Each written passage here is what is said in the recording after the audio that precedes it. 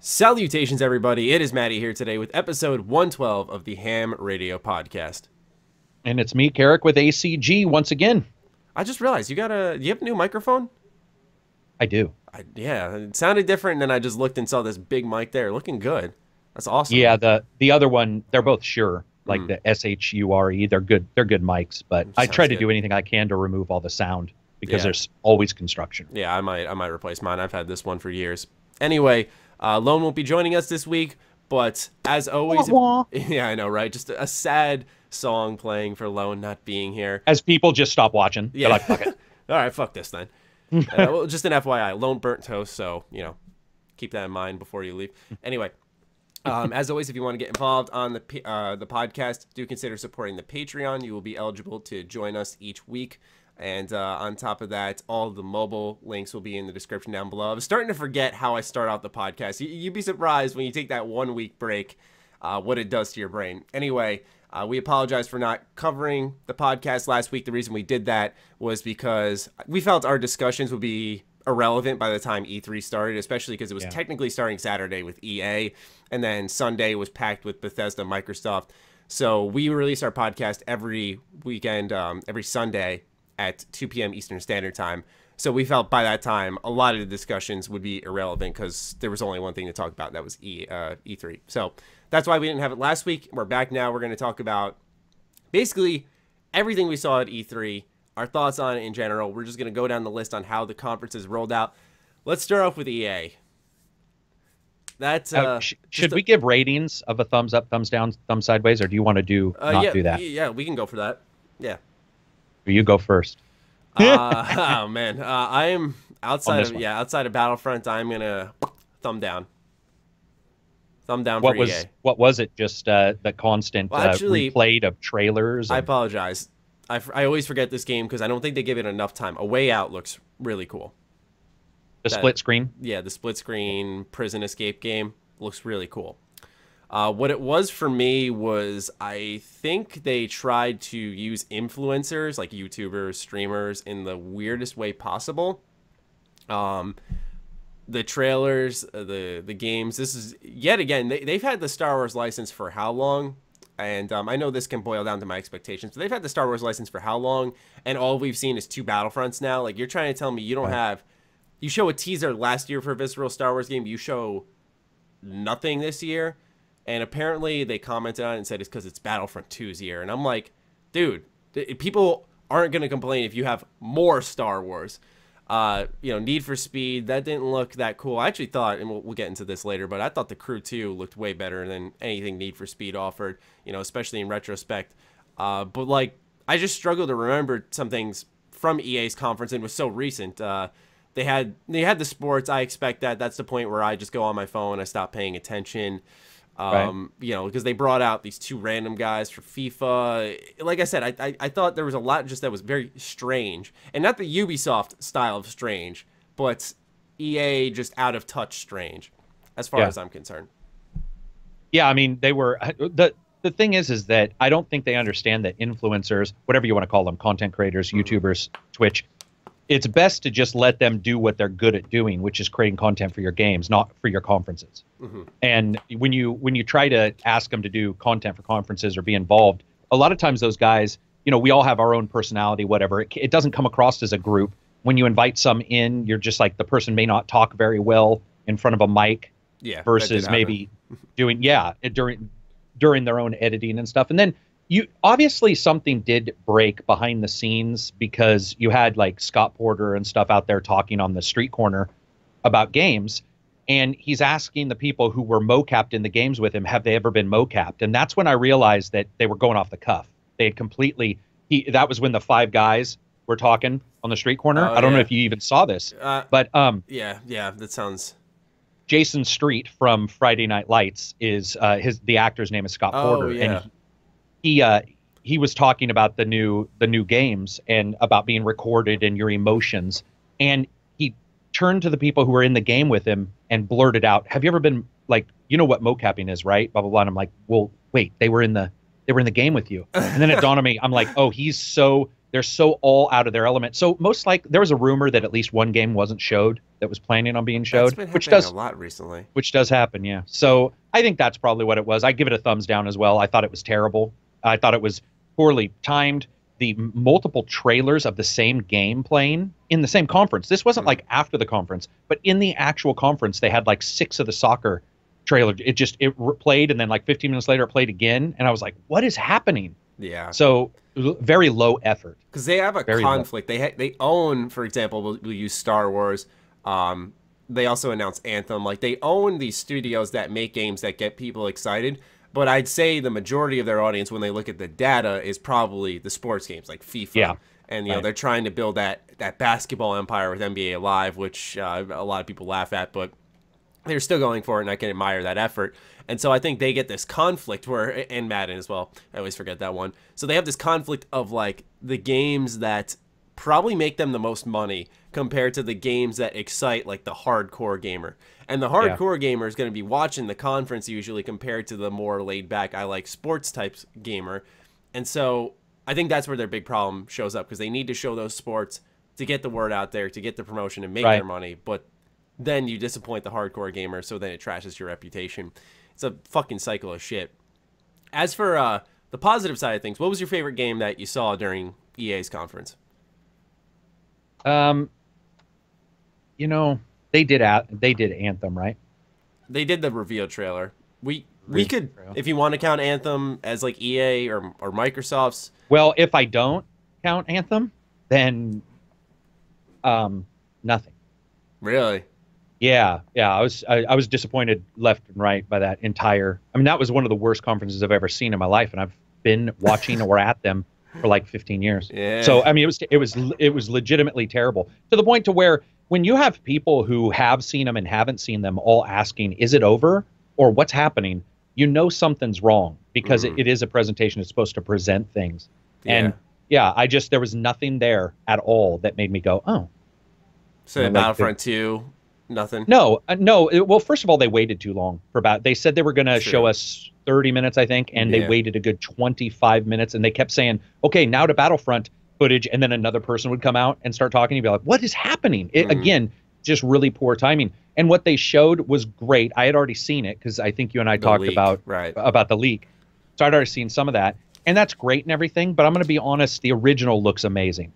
So what they showed was more amazing with Darth Maul. That's great and everything, but I would have much rather had them show open places to play, multiple levels, and just break down the game, instead of like, here's a guy in a dark area with a lightsaber. Yeah, I feel you then. That's a good point. Yeah, for me, it was, I said this on Twitter, I was like, I like what I saw a lot for Battlefront 2. I'm definitely more optimistic for this one, but I'm being cautious, because the first one I thought looked awesome, and especially after the beta, when I played that, I was like, the first one could be better than the originals. I like their vision, and I still say that now. I like their vision.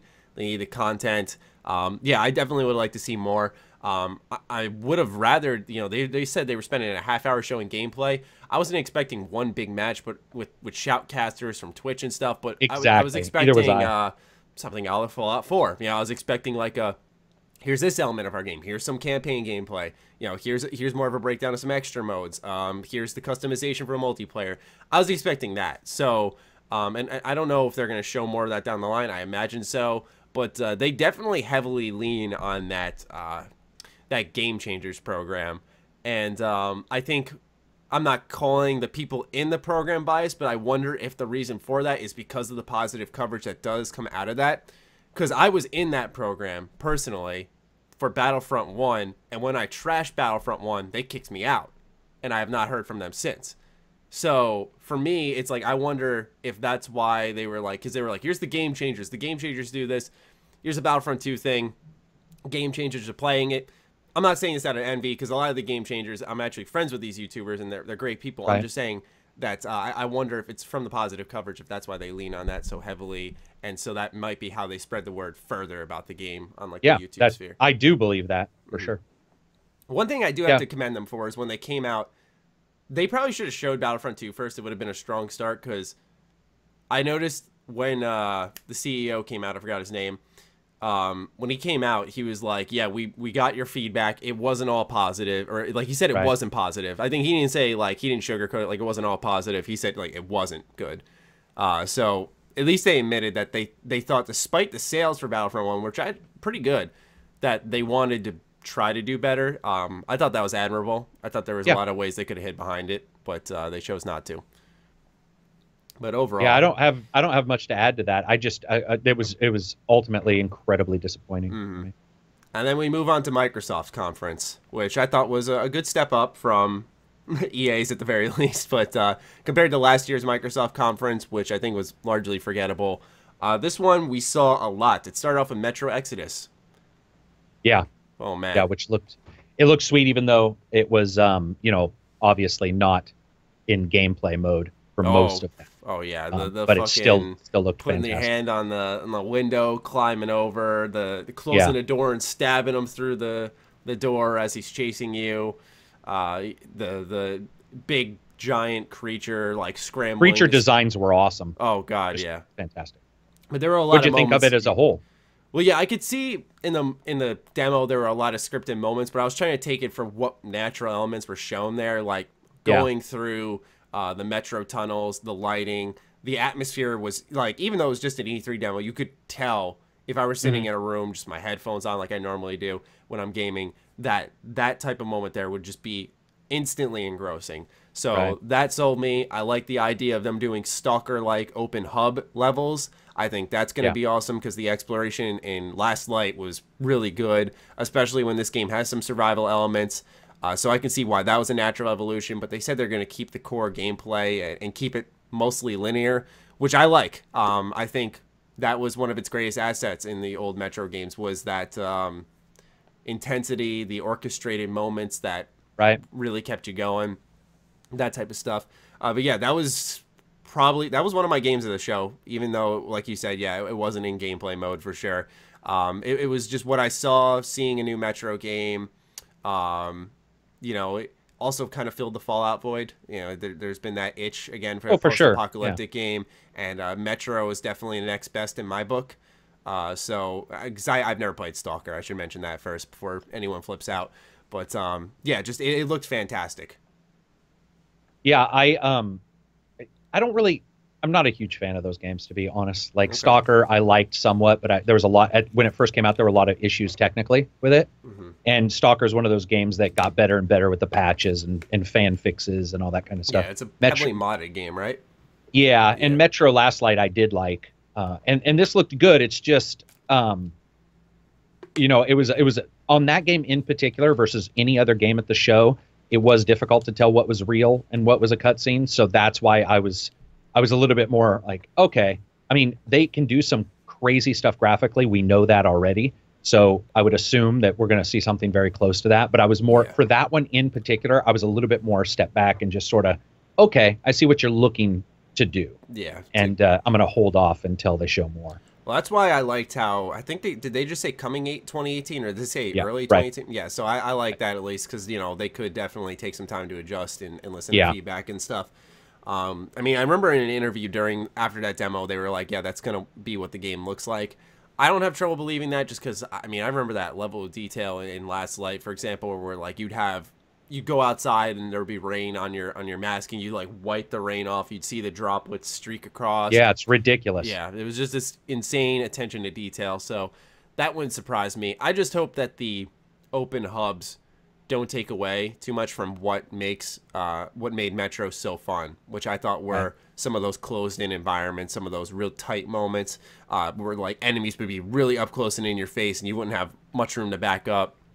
I think a lot of that was actually a lot of the good parts of the game. They've probably had this idea for the title for a while of what they wanted to do when they had the tech to do so, but maybe those technical limitations could have been its biggest benefit to making the franchise what it is today. So that's why you get a little nervous hearing they're going into these open areas and trying to expand. But I think it's a good natural evolution in the scheme of things. Yeah, I mean, I'm excited to see what more they show. And they don't have a problem showing stuff. So I'm sure we'll see something here soon. Yeah, they're pretty open to fans. I mean, I think they said 42 games, Spill Sensor said, at the beginning of the conference. So I apologize to the viewers if we're jumping around a little too much with the games. We're kind of going off the cuff. There's a lot of games. Of our heads. Yeah, and there's a lot of games, and not all of them look good. To me, one of that didn't really look that good, and it's coming out this fall, and they need to promote it a little bit more because, I mean, Microsoft's been lacking in their exclusive department, but Crackdown 3, in my opinion. I was not, I've only watched the trailer they showed at E3. I'm not sure if there's any extra gameplay, but from what I saw, it looked clunky, looked like it still needed work. I wasn't feeling it. I like Crackdown. I'm not like a huge fan of it, but something just didn't feel right. I felt like that through every fucking conference this E3. Not to be rude, but wait till we get to Spider-Man, and I'm going to destroy a lot of dreams when we get to Spider-Man. Because there are some severe problems right now with that and with God of War. I think I can get with you on that one.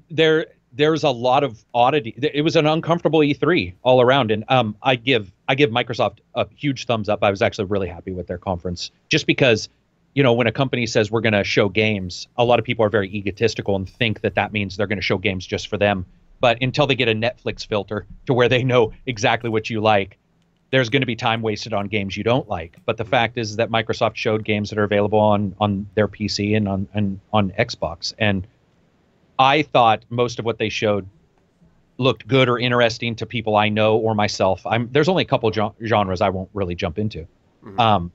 But when it comes to Metro, or when it comes to this one, there's just, I don't know what it was about these events, but I guess like with Crackdown.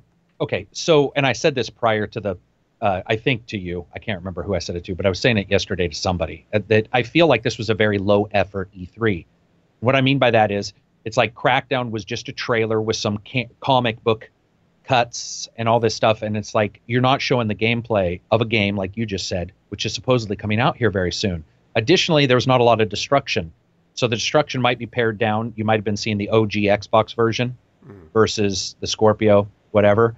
But I get what you mean, but by the time that game was shown, I was already so disenchanted with everything that had happened that I sort of did this step back where I'm like, you know what, whatever. Like, I just watched it. I totally get what you're saying. I think you're right, but I just can't tell what's going on. This is the weirdest E3 ever. I cannot tell what's going on. It's like they hired a bunch of kids to cut some trailers for all of the games instead of showing substantial stuff.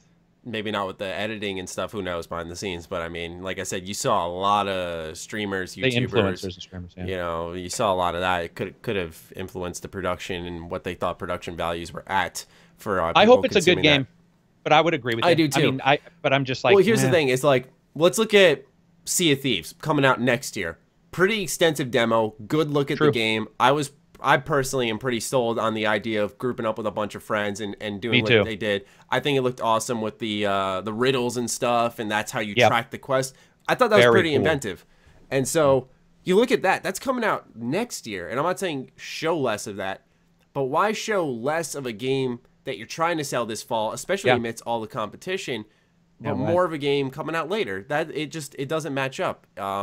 Maybe at Gamescom, I know some developers, publishers like to hold off content for Gamescom because there's like double the audience there. That could be why. But for me personally, I look at it and scratch my head a little bit. No, that's legitimate. That's like a legitimate complaint right there. The only thing I could think of is maybe they think Crackdown has its own audience and they're having trouble selling people on Sea of Thieves, which is correct. Everybody I know who's played it loves it. Everybody I know who's played it loves it. But those people who haven't played it, 50% of them are like, what? Like, what is this game? So it does. I don't think it shows well. And I don't know why.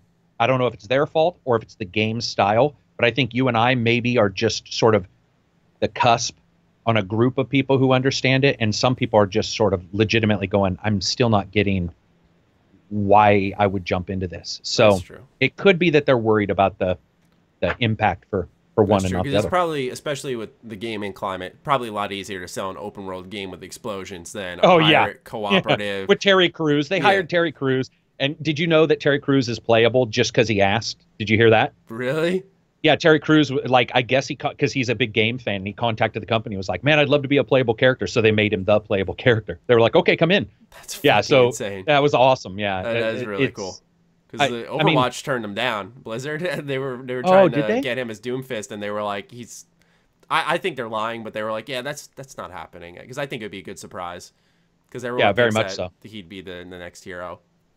Yeah. But one game that really has stuck with me, and I think you'll agree, just off of aesthetic alone, was it was called The Last Night. Yeah, it was right. That pixelated I don't slash know how to 3D art. Yeah, like 3D art, pixelation, but yet like flashback, there were these full Blade detailed Runner models in certain areas that didn't fit the game's art style. It was like 3 different art styles in one. It was something I've never seen before. I don't know anything about the game. I don't know anything about the story. I don't know how it's going to play. But just off aesthetic alone, I was like, that was one title during E3 that I'm like, I need to know more about this. I need to look into this. Sadly, coming in 2018 as well. But that was one that really caught me off guard. Yeah, it was like, you know, I've been contacted a couple times to cover it, and to be brutally honest, they were just showing pictures, so I was like, man, I'm not really interested in like talking about it on the channel yet. So I saw it, and I was like, oh, that's great. They're showing it, and E3 and Microsoft was showing it, which was also cool because they were big into indie games this particular E3. Mm-hmm. So that was great to see that. What I did like or thought was really unique is like the character's hair was pixels, but the way it was moving was 3D. And so I'm going to have to look into what they're using and what type of graphics effects they're using, because it reminds me of those moments where you get something really weird, like Outcast used NURBS instead of polygons. There's just different games have done one little weird thing, and so you get this odd look. And I thought that was really cool. When you see it, I don't think there's another game that you can look at and go, I think most people, that was the one game where they were like, whoa, what the fuck? Yeah. That or Ori and the Blind, or Ori and the Will of the Wisp. An Ori sequel. I didn't expect that at all. You know, not that like with the way the first one ended, but yeah, the first one, Ori and the Blind Forest, I mean, that was excellent. I've said it plenty of times, ladies and gentlemen, if you want to know one thing about me as a gamer, I do not like Metroidvania games too much. Very few titles in that genre click with me. Ori and the Blind Forest is one of them. I love that game. You know what's great about that game, too? I don't know if you agree, but what's great about that game is I have found a number of people who don't like those type of games who are now better at them because of Ori, and they wanted to get to the end. Because Ori they were just hard. Like, yeah, and Ori got harder, and there's the tree. There's one particular section in that game that I swear to shit they did just because they wanted to see if they could kill somebody from their blood pressure. But are you talking about where like the lava was coming up or the water was coming up? I forgot the water. Yeah, you're just like, what the fuck? It's so hard. But what's funny is a lot of people I talk to are like, dude, I don't like games like that. But because it looked so pretty and because it was so ethereal, it was. I continued, and now I either like those games or they say something like, I'm much better at the games because I know what's sort of expected now. Because that game taught on a pretty good learning curve. It was really, it got difficult, but at the starting it wasn't too difficult. Yeah. And so, just a very both of those games. Game. And then for me, it was Ashen. Yeah, wow. I've told you so many times. Yeah, dude. That was the when first that guy time got I saw up it, out I of was his like, whoa. throne, when he got out of his throne and his cloak is the boss and his cloak's billowing and he's got that cane and he walks forward and you can see everything move. I was just like, fuck. I feel like I've been talking about that game for 15 years. Yeah, we've been talking about it for a while. They said that's 2018 as well? Yeah, I talked to the guys. At this rate, we thought 2017 was like a fucking monumental year for gaming, and it's looking like it, especially with the fall lineup too. But I mean, now we're looking into the 2018 already, just based off look alone, just that first look, and it's like, oh my god, like we're really stacking up the good games there too. What else was there? I guess let's talk about Anthem. That's a first one that. We'll talk about Anthem. Yeah, I'm not sold on it. Not sold on it. Why not? Okay, how about scale-wise, budget-wise, insanity. You can see the facial animations, the gameplay, the particle effects. I mean, it's a high fucking budget title. You can see where BioWare is putting their money completely. My reception and I'm not sure if you'll be on the same wavelength when I say this, because I know you're the same as me as a BioWare fan. My reception as an old-time BioWare fan is they literally said, we can't fucking make RPGs. Fuck it, let's not make one. Let's do BioWare's Destiny. Because at first I was into it, but then she completes a menial kind of side task where you clear out a group of enemies in an area. and she gets loot, and she's like, come on, give me something good. I'm like, I leaned back, and I was like, no. And then she's like, no, I still got like a legendary. I'm like, you're kidding. You're kidding me, BioWare. You're really going to do this. You're going to do an RNG fucking loot, open world, shared world game. And Drew Karpyshyn's writing for it. That definitely, and for those who don't know, he's writer for KOTOR. Definitely, amped up my interest. Right. But, like, I'm not sold on it. As cool as the fucking huge world looks, the mech suits, I mean, like, yeah, I'm definitely going to play it.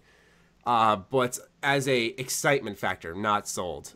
Because it's, to me, I view it as BioWare stepping away from what they used to be very good at and trying something that's now popular. The shared world, Destiny type games. You could toss Borderlands into that mix in a way, I guess. But like Borderlands, Destiny, now Anthem. I mean, I was a little disappointed with the aesthetic, but with the fan base that BioWare has been cultivating, I get why everyone's fucking jazzed on that game. Because, they've been building up that action-focused fan base for a while now, and that's what most people know them for, not the older RPGs that like you and I have played from them.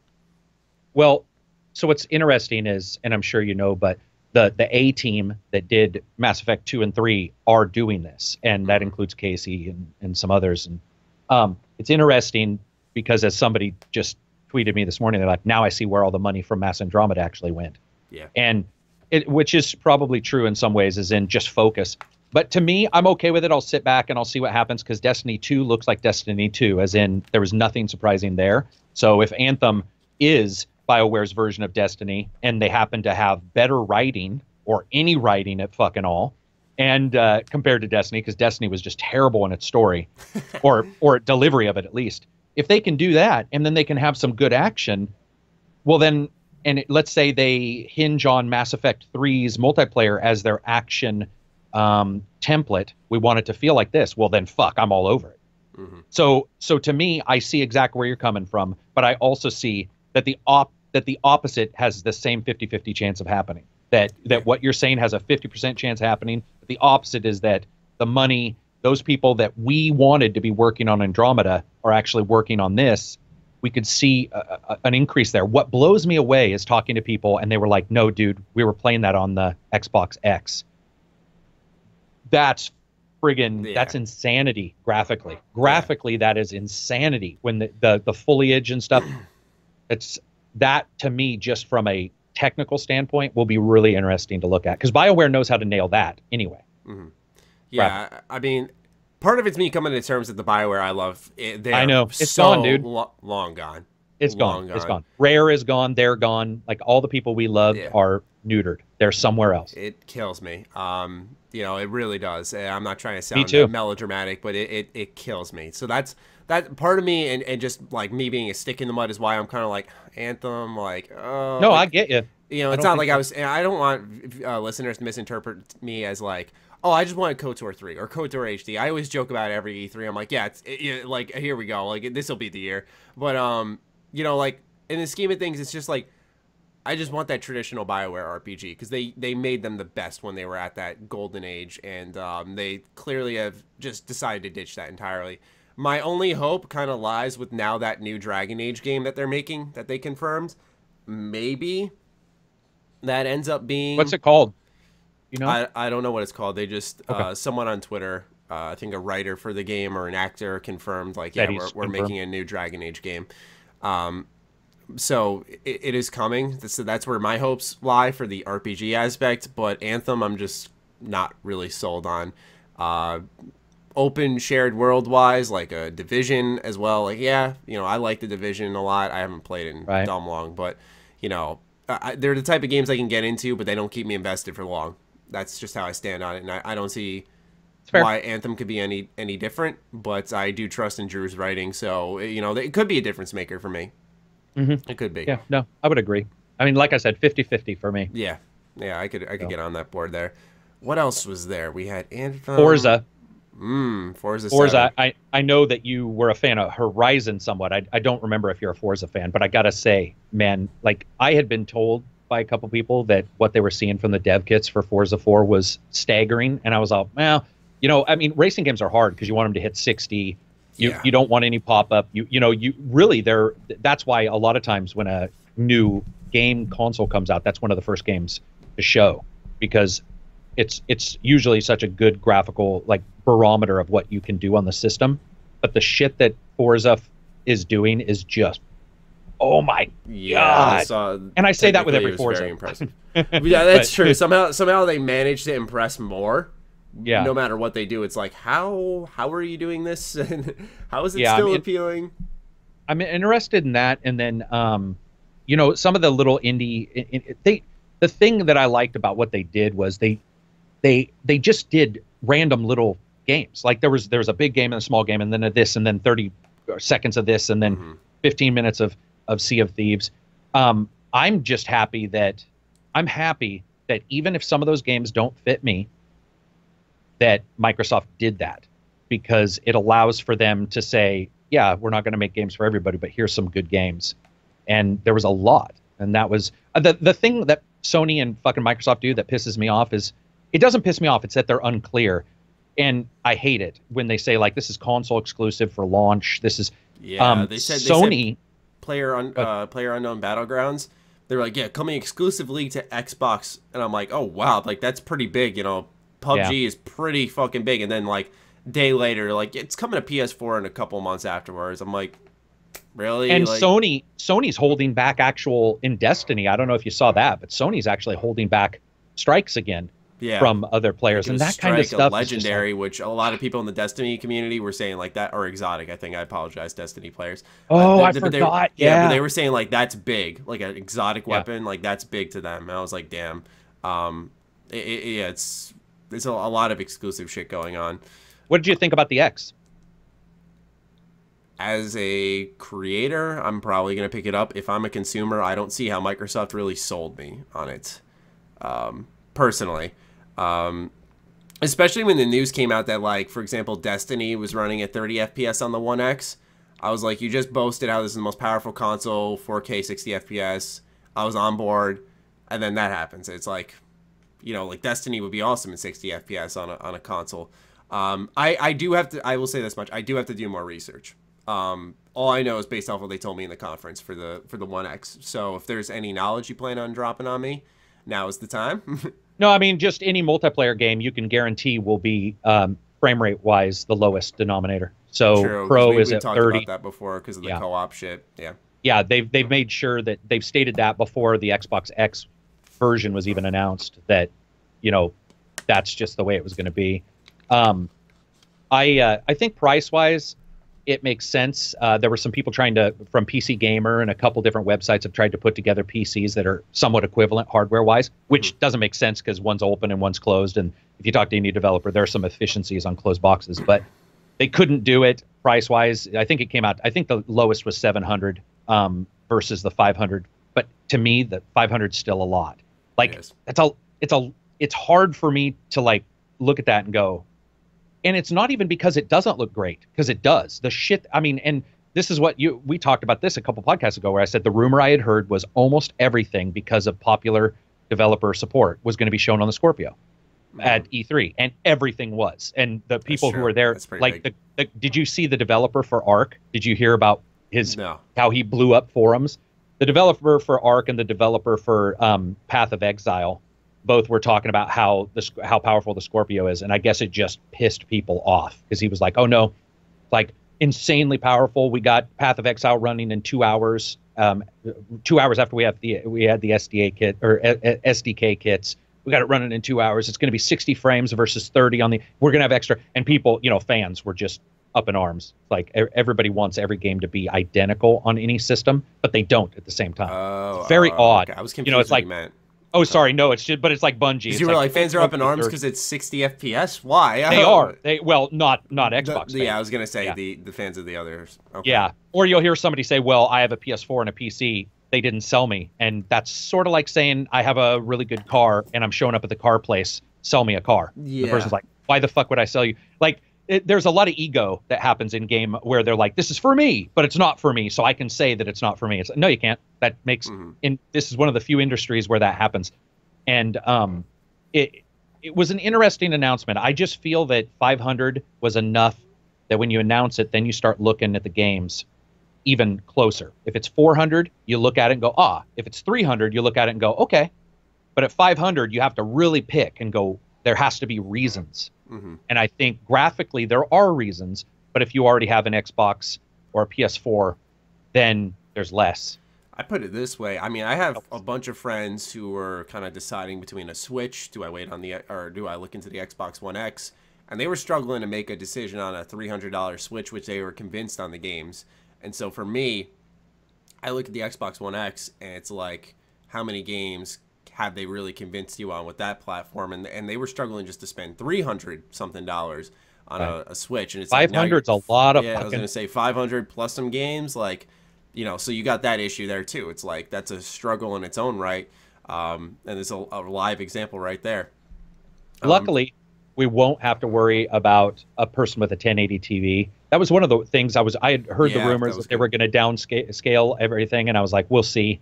But that was all announced, and the hardware filtering was announced, which is huge. There's forums you can go to that have downsampled pictures from 4K to 1080, and it is just better by a large amount versus a normal 1080 screen. So yeah, I mean, as a hardcore gamer and someone who makes YouTube videos, like I will be picking up a One X. But just as a consumer, yeah, it comes down to the games, I guess. And so it's a pro too, like a pro, right? Because don't you just? I think you just have a PS4, don't you? Yeah, I do. You don't have the Pro. No. Same thing, right? Yeah. Like you look at it, and you're like, it's a little better. This might be a lot better, but yeah, you're just that's like, the thing is, I have the Xbox One Slim, so it's like, I think, like, yeah, it's a noteworthy upgrade. It's definitely, yeah, I could definitely see myself putting the money down for it. It's just that $500. I mean, I think what would have really sold it is that they almost treat it not like another member of the Xbox One family, but like a true console announcement that was like, look at these like when you do announce a console and you're like, look at these exclusives we got. Look what's going to be supporting our brand new system. I didn't feel I saw for a system launching in 2017. I didn't feel I saw enough 2017 games. You know, that's how I stand on it. Yeah, I would agree. What else was there? I mean, we had the console. We covered some of the indies. Any games I'm forgetting? No, nothing that's like, you know, super worth mentioning from them. I mean, because there was, I don't want, and I'm not dissing on indies, but you know, there was enough of the smaller games, the Oris, and then even smaller like the Last Night that were there. Ashen. I think that they, of all the companies, they actually covered the widest. Oh yeah. Whatever you want to call it, you know, the widest category of genre. So I was actually pretty happy with it. I'm just going to be honest. The one thing I am happy or unhappy about is I'm waiting. I just want somebody to fix all the controllers on all the systems. I bitched about this last podcast. But like the Xbox One S, I like its controller. If you wanted to sell me the X with some elites, I would be far more apt to buy it for $500. If you said here's an elite with it, you know. But that's just me. I mean, the elite is amazing. Oh yeah, because they got like thousands of controller designs. But I love when we're just looking at the controller itself. I mean, the Xbox One controller is like, it fits my hands the best. It feels the best. I love that one. But Sunday was pretty good for Microsoft. Bethesda, on the other hand, was amazing. Funny guy over here. You loved it. let's get your 2 cents on. Oh, it's fucking terrible. Come on, like that was a wait. I'm sorry, we forgot something. Microsoft conference, thumbs up, thumb down, side thumb. A thumbs up for me. Thumbs up for me as well. Okay. Now let's go back. You said it's fucking terrible. Oh, it's terrible. It's terrible. Yeah. That was one of the worst. That was one of the worst. Just like E3 is one of the worst E3 conferences I've ever seen. And their thing where they try to remind you of why you're there, even though you know why you're there. They're like, we're Bethesda. No shit. It says that on the ticket. What the fuck are we talking about your old shit for? And they close it with Wolfenstein. I like Wolfenstein. I love the first of the remakes. But come the fuck on. Yeah. Come on. Yeah, I mean, here's the thing is, like, some people just boil down to length and content shown in the Evil Within and the Wolfenstein game. Like, they're coming out in 4 months. You're trying to tell me you couldn't show a bigger demo, you know, because Wolfenstein got an 8-minute trailer. Technically, I say this in quotes, trailer, even though it had some gameplay, had some story. You're telling me you couldn't show some more raw gameplay of that for another 5 minutes. You're telling me after the Evil Within, you couldn't show more raw gameplay of that. I mean, that was one of the most lackluster conferences, especially when half your conference was promoting ESO DLC that has been out. It was in early access like sometime in May. It's been out for a while. Elder Scrolls Legends, Creation Club, what else? I mean, it was an atrocity. I mean, the VR stuff was cool. I thought that was pretty cool, but God, dude, like they just dropped the ball so hard. Like everyone was talking about Starfield, and I was trying to explain in my video when I made it about it. I was like, it wasn't even the lack of Starfield. It wasn't even that. It was just that they clearly didn't have enough to show in general. Because even if Starfield happened, like, I think a lot of people have been hyped, like, let's go, Bethesda Game Studios is back. But, like, it doesn't change the fact that that probably would have been, like, would have filled up to an hour. It doesn't change the fact that, like, half the conference was still fucking awful. You know, I just don't get that. I much rather their approach last year and in 2015, where you announce the game, get the dev on stage, and as gameplay's rolling, he's talking over it. They did that with Doom, sold us on Doom. Did it with Dishonored too, sold us on that. I'm shocked we didn't hear anything about Prey. That's kind of strange. Battlecry must be gone. They might as well just announce that studio, that game is completely gone. I just fuck that conference so bad. So here's what's weird to me, and the rumor is that they were going to show Starfield, but it is weird to me that at the starting, Starfield was in their background. There was a Starfield in the background. There was multiple hints that something space-wise was going to be shown, and then they started Christmas music, and pretty soon you were just like, it was Puzzle Land instead of whatever they wanted to call it. You know, like I was just puzzled the entire time. When you look at it, there's a chance something, you know, we've talked about this. There's a chance that something got canceled, didn't get shown because they didn't feel it was ready. Who knows? But I think what Bethesda's problem is that they made it feel like they were going out of business to me. I know that sounds weird, but they didn't show much in the future except for Wolfenstein. And so it felt like almost a funeral.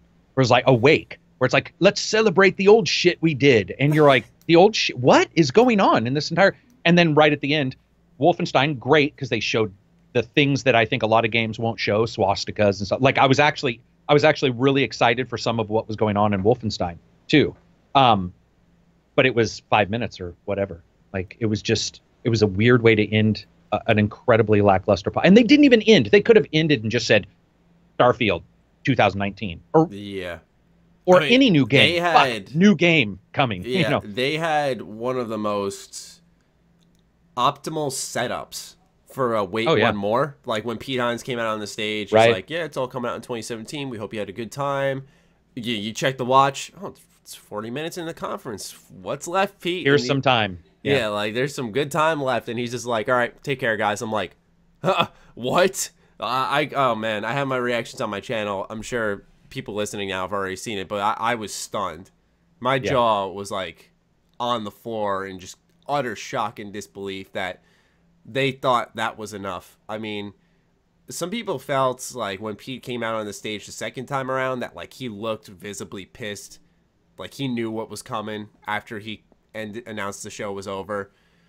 And I'd imagine he does. He knows how Bethesda fans can get, especially when they're disappointed. And so, man, just gotta shake your head at that one. Yeah, it was an odd podcast, it was an odd conference. I do believe that one most likely of any of them, E3, we know there were technical issues, but I would say with Bethesda, of any of them, I think there's probably some substance to something being planned that didn't get. And it could have been a technical issue. You could have had a fucking SDK kit, you know, one of your development kits could have crashed. They could have had, and they couldn't get it up and running in time or something like that. That can happen. So, yeah, or something didn't get shipped. They're all flying places. You know, so what if something didn't get shipped the way they thought it was going to? So it is possible. That in response to this E3 conference, would it have been better if they, because, you know, it seemed like the mantra for this conference was like, it's all coming in 2017. You're all going to get your hands on it this year. Would it have been better to maybe toss in some extra announcements and stuff of like what's coming next year to help this conference out? Or do you think they should have just fucking tanked this one and just come back next year and try to... Just showed more Wolfenstein, probably. Yeah. Yeah, I mean, let's be honest. They were the ones trying to tell us that VR Fallout was, and this is in February, mind you. Todd comes on some place and tells everybody that what they're working on in Fallout VR will blow you away. The greatest thing since sliced bread, blah, blah, blah. And we get a 14-second trailer of a armless fuck running around. And I mean, talk about a wasted opportunity right there. You just sat and fucking told everybody there was this amazing thing coming, and you had E3, and you showed us another trailer instead of have somebody with a Vive standing up there, show us some direct video of somebody playing the game and running around in Fallout, so we can decide. It's a full-priced game, by the way, too. Yeah, we just found that out. Full fucking price game. That shocks me. So you know what? You should. Of all the things, if you want to sell us something in 2017, then sell us on it. Don't just tell us about it in a trailer. Show us why we should buy it. Yeah, it's they with didn't. Their recent success, you gotta wonder if it's transformation of they used to have to really push when they published because they had a bad Probably rep is. to try to sell it to now, oh, we make good stuff. You should want this. They fucking announced they're making a Fallout drone, like one of those fucking drones you fly around. They're making a Fallout version of that. I'm like, what are you doing? They just expect everything to sell. Yeah, and nobody wants to admit that every company changes. We just talked about Rare and BioWare. The fact is that, every console, if you've ever lived through any console generation, the egotistical console creator is terrible. Egotistical Sony telling you to get 2 jobs, egotistical Microsoft putting a Kinect in their Xbox One. You can have developers do the same thing, and they're like, we're not giving out review copies. Doom reviewed well. Dishonored 2 reviewed better than I thought it was going, but there was more issues there. They may just be, I'm not trying to be rude to anybody, but there's a weird envelope, you can get comfortable and just go like, meh. There's also a conflict, because when I was talking to some of the members of Bethesda at PAX, and I was just like, what's good with the review policy? I was like, that's kind of bullshit. And he was just like, I honestly don't know what they were thinking. Like, so there's like a conflict amidst the company where there's like a bunch of people who are like, we don't want this. So what I've been trying to nail down here is that I really feel as if there's an internal struggle between the suits who want to make money and the people who really know what their fans want within the company. I would agree. And it sucks to see, as obviously the suits are winning over. What I really hope they don't do is, despite the shitty conference and stuff, they do still publish and develop good games as far as I'm concerned. And what I'm really hoping for is that they don't start exacting creative control over those titles. I think a good reason these games from Bethesda published and developed have turned out so well is because they've literally said, okay, here's the money. Go do what you want. We'll check up in a month, see how things are going. You need more time. Fine, we'll delay it. No problem. That type of stuff has been Bethesda's greatest asset when it comes to creating games. When it comes to some of these consumer decisions, though, let's talk about Creation Club. Yet another way to make some money, I guess, right? I've always said, when it comes to these companies, you're a company. We know you need to make money. It's about how well you can camouflage that, and also how you impact your consumers when you make those type of decisions. And we'll talk about Take-Two in a second about their take on mods, but it's clear that a lot of people are looking at them and saying, why are these free? How can we make money off of this free product created by fans? What system can we put in place? And what we're seeing with Creation Club is that the mod system, Nexus, Bethesda Net, that will remain the same. We'll still be able to, for example, when Fallout Cascadia, we'll use that as an example, whenever that drops and it's on Nexus, like we can just download that big-ass mod for free. Awesome, provided they stay that path. What we're getting at here, and according to a response on Twitter from Pete Hines that came out today, is that Bethesda is more along the lines of, this is going to be DLC. That Bethesda Game Studio is going to work alongside modders or external developers. It's just that, like... And updates won't break it. Yeah, they have to be fucking stupid to not expect the backlash they received. And to come out and say, here's the Glimmer Mud Crab, here's a Chinese stealth suit, here's the... what else do they have? The horse armor. Like, those types of things. And they're like, you can pay for them. And it's like, I get the system you're putting in place, but what you showed me as an example of what I should be paying for, these little fucking gimmicks, especially ones that I've had for free in the past, like what would have been ideal? What would have been every Fallout fan's wet dream? Oh, we have external developers. A couple people from Obsidian are stepping in to help us, along with X, Y, and Z modders, to make the next official Fallout DLC through the Creation Club. Just an announcement alone, like saying they're doing that, would have probably excited a lot of people. But I like their system of game pitches, because it's not like every mod's just going to be slapping a price tag on it. But in the scheme of things, all the good things are mere silver linings and assumptions on how Bethesda handles them, and if they're going to be for or against the consumer. And based off past decisions, I can't imagine it's going to just all of a sudden be for the consumer. It's going to turn out to be something miraculous that we're all going to love. Well, do you know how we know it's not going to be for the consumer? Because you have to look at what gap they just filled. And the gap they filled, and this is something that, especially if you run businesses, you're always looking at, like, where's our gap? Where can we, what group can we sell to? Bethesda basically just created a business around something that was doing incredibly well without them, and doing insanely well. Multiple websites that handle mods, multiple ways in which you can get information on mods for your PC, and now you can also get them into your consoles. And Bethesda said, we want to find a way to monetize this stuff. There is nothing there. There was no weakness there. If there was a weakness, let's say there was a modder who said, man, I wish I had this money because I would have been able to do this.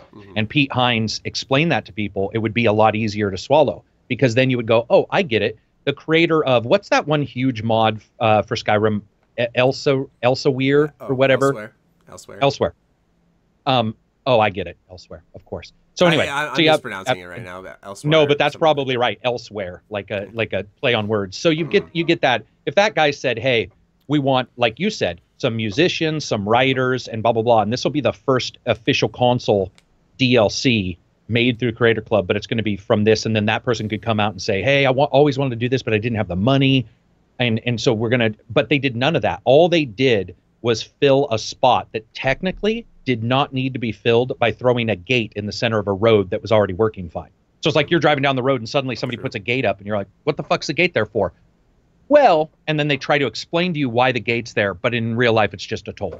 Like, I'm not to be rude, that is what it is. Yeah. It's a toll. No, I agree. So, I mean, here's the thing is they're like, this whole time when I was breaking it down in my video, this whole time in the article, the FAQ, they're like, oh yeah, like we're working with our community. We hear you guys. We want to work with community members. And then they get to the question where they're like, is this paid mods? It's like, no, but we think that you guys, and like at the end of that exact response to whether or not it's paid mods, they're like, it's not paid mods.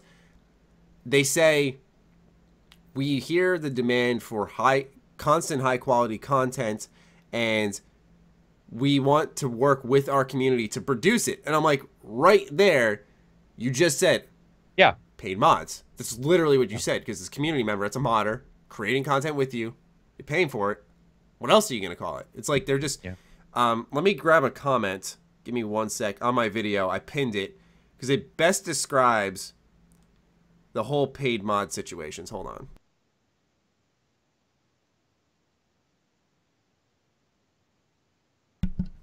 All right. Let's see here. It is... No, officer, I'm not selling... The comments by a guy named J Rent. He says, no, officer, I'm not selling drugs. I'm selling J Rent bugs that people can exchange for drugs if they want to. Get what he's saying? Like, yep. Bethesda's like, it's not paid mods. You're not paying for mods. It's like you're buying credits to pay for the mods. Yeah, shark cards. Yeah, exactly. That type of shit. So I thought that was really well put. I think that shines some light on exactly how Bethesda perceives it, where if they just say no enough, no, it's not. It's not. And then, the people who will naturally defend them will step in and be like, well, look at the facts. Bethesda's saying it's not, so it's clearly not. And I'm like, if they did, it'd be a company suicide.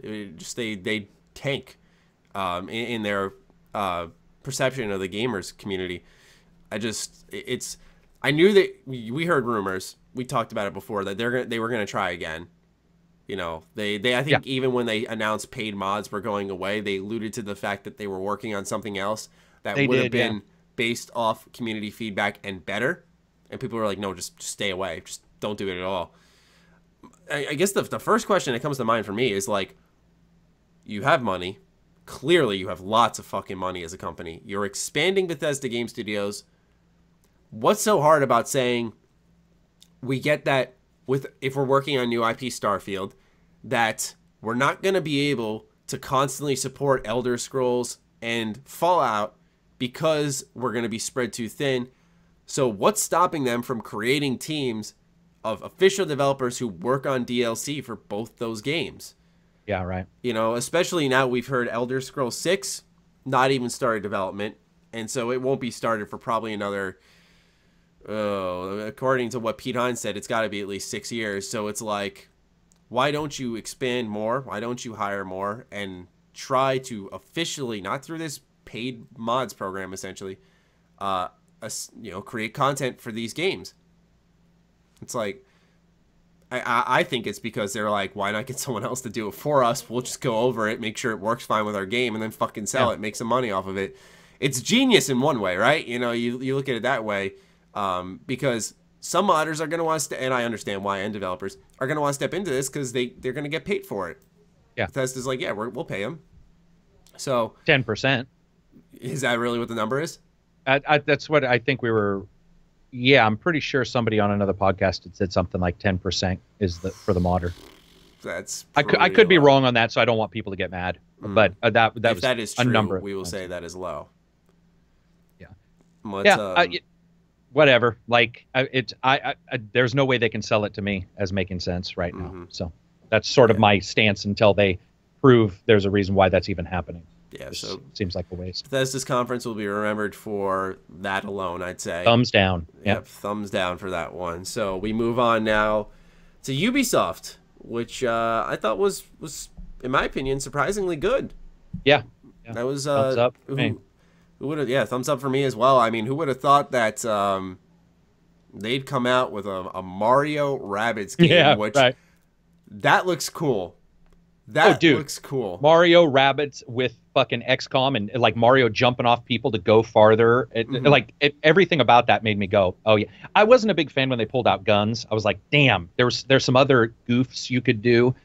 Well, they had like Luigi with his poltergeist vacuum. Yeah. So as long as they keep it in that fiction. Yeah, I agree. Because I admire the move too, because my friend Vinny made a really good point when we were watching this. He's like, you realize they could have done this without the Rabbids entirely. Yeah, right. And the fact that they're collaborating and bringing the Rabbids into it, and it brings this, you know, I played one Rabbids game growing up, I think. I don't remember which one it was, but all I know is like he was attached to a chain and you could like whip him around and attack enemies with it. I don't know what the fuck it was, and maybe it wasn't even Rabbids, but you know, they're not like as far as I know, a big popular name, and like seeing how they interact with these Super Mario characters, it was awesome. And like you said, the XCOM gameplay, you know, taking cover, springing someone 20 tiles down the area. I mean, it looks excellent. And what caught me off guard, I was like, I remember when I was watching the Ubisoft conference, I was like, please come out this year. Please come out this year. And like they said, August 29th. I remember I yelled in excitement because I was like, yes, that's so soon. I was really excited for that one. That was one of the best surprises, if not the best, in my opinion, for E3. I would have liked. I think Rayman would have also been a cool like mix with Mario because of the Rayman's platforming and stuff. But because Rabbids is like, I don't know much about them either, so it was a little bit of a okay. But it looks cool. Like, and one thing I've always had an issue with games like XCOM is that sometimes they can get busy. Their HUDs can get busy. They can get a little confusing. Where am I going? Which way am I facing when I stop there? There was something very just sort of onomatopoeia. It's like, I am what I am. This is going to be what it is. Like there was a clarity there. Whenever a character was being moved, I was like, I get the moment the person hit A and that character moved, I was like, I know exactly where they're going to be facing and what they're going to be doing. There was something very clear about their graphic design in that demo. And that actually excited me. It was funny because people were like, God, you're a nerd. But I was in our live Discord and I was like, their fucking HUD rocks. Because when I try to show somebody XCOM, they'll be all, what? Like, what the fuck? There's and I get it. To people like us, it's not that confusing. But to a newcomer, these are the type of games. And I just wish more. It's a Nintendo platform. You might get some younger fans picking it up. That's exactly what I was going to say. This is a smart move. The more of these we can see, where introductions to genres people normally won't hit are being done intelligently and with financial support. That's another 100,000 gamers. Nintendo needs financial support from Ubisoft. Ubisoft might, though. Yeah, I was gonna say maybe vice versa, but I don't know. Nintendo joined up with Microsoft to do crossplay, so Nintendo's changing. Like, I'm blown away. Good. This E3, like each time Nintendo said something, I was like, really? That's fucking fun. Yeah. But yeah, I love that. I'm very excited for that game. Looking much forward to it. Ubisoft had Skull and Bones. I remember that one because that one I was like, I'm literally looking at Assassin's Creed 4 without the exploration and sword play and that type. Yeah, the fun. Yeah, that game. I like their attempt at a new IP, but that one was not doing it for me. Me neither. Yeah. And when you found out you auto resolve when you board, they got ready to board, and everybody in Discord was like, "Dude, they're gonna board. This is gonna be awesome!" And they leap on, and it's like win or winner or whatever, and we're like, "Oh, yeah, fuck." Exactly. I was the same way because my friends were like, "Yo, at least if it's a pirate game, they gotta have boarding," and I'm like, "Oh, they're boarding right now," and then it just fades to black. I'm like, "Oh, no, nothing." Ruh-roh. It's like they're taking that Rainbow Six Siege template and they did it with For Honor. Now they're gonna do it with ships. What's next? So that one. What else was there? That was Assassin's Creed Origins. What'd you think of that one? That was at Microsoft's conference, but yeah, I'll always like Assassin's Creed games, like always. And I'll always be interested because I like their world. But that was one of the few times where even live, I was telling people, I'm like, man, if I was Ubisoft, I'd pull this game out of the limelight right now because their combat. The moment they started combat, shit fell apart. It was fine when he was running around because it's a new place and people are looking and your eyes are being drawn to these new things you haven't seen before. And this is a very unique time. And it's the start of the Brotherhood, good story, instead of showing any story. And remember, we talked about this a couple months ago. Ubisoft had stated very clearly they're going away from linear experiences. They're going away from stories. Even in their Assassin's Creed games, they made it very clear. And I would agree with them because there was no story in their entire... There wasn't even I don't even know if we heard the guy barely talk. He said in the beginning he was going to kill something with start with an M. And he picked his target. That was basically it. It was like Ghost Recon Assassin Lands, and to me, and then when he started attacking people, dude, the combat did not look very good at all. And that's when I just turned away. What stuck out to you that looked bad? Was it it looked clunky or did you not like the dodging? There was two parts. Three parts. You just added two to my complaint. The major complaint I had was that the distance, range, all that kind of stuff was completely fucked up. So when you'd stab somebody with a spear, it didn't even look like it was going into him sometimes. The clipping. God almighty. Yeah, I remember that. Yeah. Oh, my. And that I'm a big fighting fan, so I hate clipping. It's like my number. I always bitch about it. Skyrim does it. Skyrim, so many games do.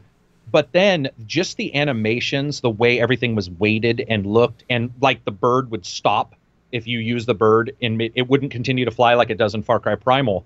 It would fly and then just freeze if you wanted to use it. And so he was looking at enemies, and the bird is frozen up. I hated that they started off the demo. It looked like a fucking drone. It looked like somebody's 1999 Amazon drone. Oh God, you have no idea how much I hated that when I saw it. I was like, for all the reform you're doing, you still go back to the airborne tracking method that spots all your enemies for you, and then you just try to work the level and pick them out. What happened to just using your eyes? And cool stuff Ashen like is gonna, exactly. And Ashen is gonna do this thing that I'm gonna mention next, and I think it might be one of the few games that's going to. But one of the things I don't like is when they say this guy is higher level, and so when you hit him, it'll barely do any damage.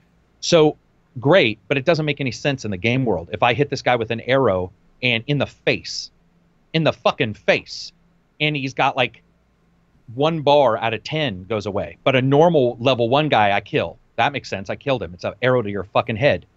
So in Ashen, what they're doing is as you go level up, the bad guys don't get stronger. They do put on armor, which Assassin's Creed did try to hint that will happen. But additionally, they will get different defenses, magic. They will actually become more powerful. See, we never see that. Look at it in almost any game you play. The enemies are rarely ever technically more powerful. They're usually they can soak damage. They might have a different weapon. Well, that's great. You have a different weapon, but can you do something different?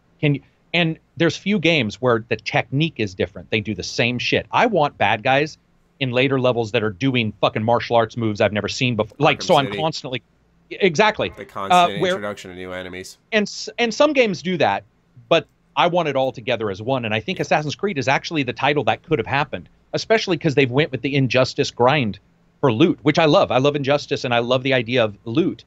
But the way it was all planned out, it made no sense. It was like, he shot the guy with a fucking arrow in the face, and the guy's like, tink.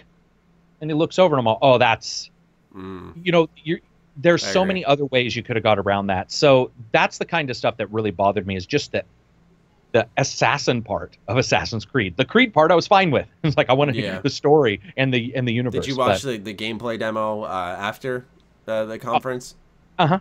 Yeah, okay. I was just making sure, because I know they showed a lot of the open world exploration and they did stuff along those lines, and that you could go underwater with your spear and engage in combat with a giant fucking walrus or something. Terrible looking. Terrible. Like, what he the spun fuck? in a 360 with a spear underwater. Like that, and like that's the thing. Fast 360. It wasn't like I'm underwater. He like just ripped through like a goddamn... There were people... Oh yeah, it was like a fucking top. It was like a top on somebody's table. He was just like, and we were all, he just killed that hippopotamus with a fucking, like a hippopotamus, like with a 360 spin attack. What the fuck's going on? And the boat, that's the best thing. Everybody's teased me, because when he gets on the boat, and this boat is going about 80 miles an hour, and it's all supposed to be wind speed. And I just start laughing, and no one can tell why I'm laughing, because I can't get it out, because I'm laughing so hard in the Discord. I'm like, what are you laughing about? And I'm like, I'm sorry, man. But it's, look at the boat. And then I mention it, and everybody's like, oh my God, you're right. That boat, dude, did you see that? He gets in that boat. It was like the Crew 2, you know, in Assassin's Creed. It was crazy. So, and I sound like I'm dissing on it. I am, because I think it looked like shit, but that doesn't mean nothing. If it comes out and it's awesome, I'll fucking tell people to buy it. You know, it's just, it didn't show well to me. Yeah. No, the most awkward moment was when they were like, you were really excited to see Assassin's Creed Origins. Check it out. And I'm like, oh man, here we go. And it's like a side view of a dark computer screen. I'm like, who the fuck pitched that idea and said we can sell the game this way? I'm telling you, it's low effort, baby. Holy shit. That was something fucking bad. Yeah. He's like, you're going to see... I remember the guy came out with this sales pitch, like, you're going to see an open, beautiful world. Like, he just boasting about the graphics mostly, and it was like they were trying to meme us, how beautiful it looked, and then here's a fucking off-camera computer shot. It was terrible. It looks like an E3 leak.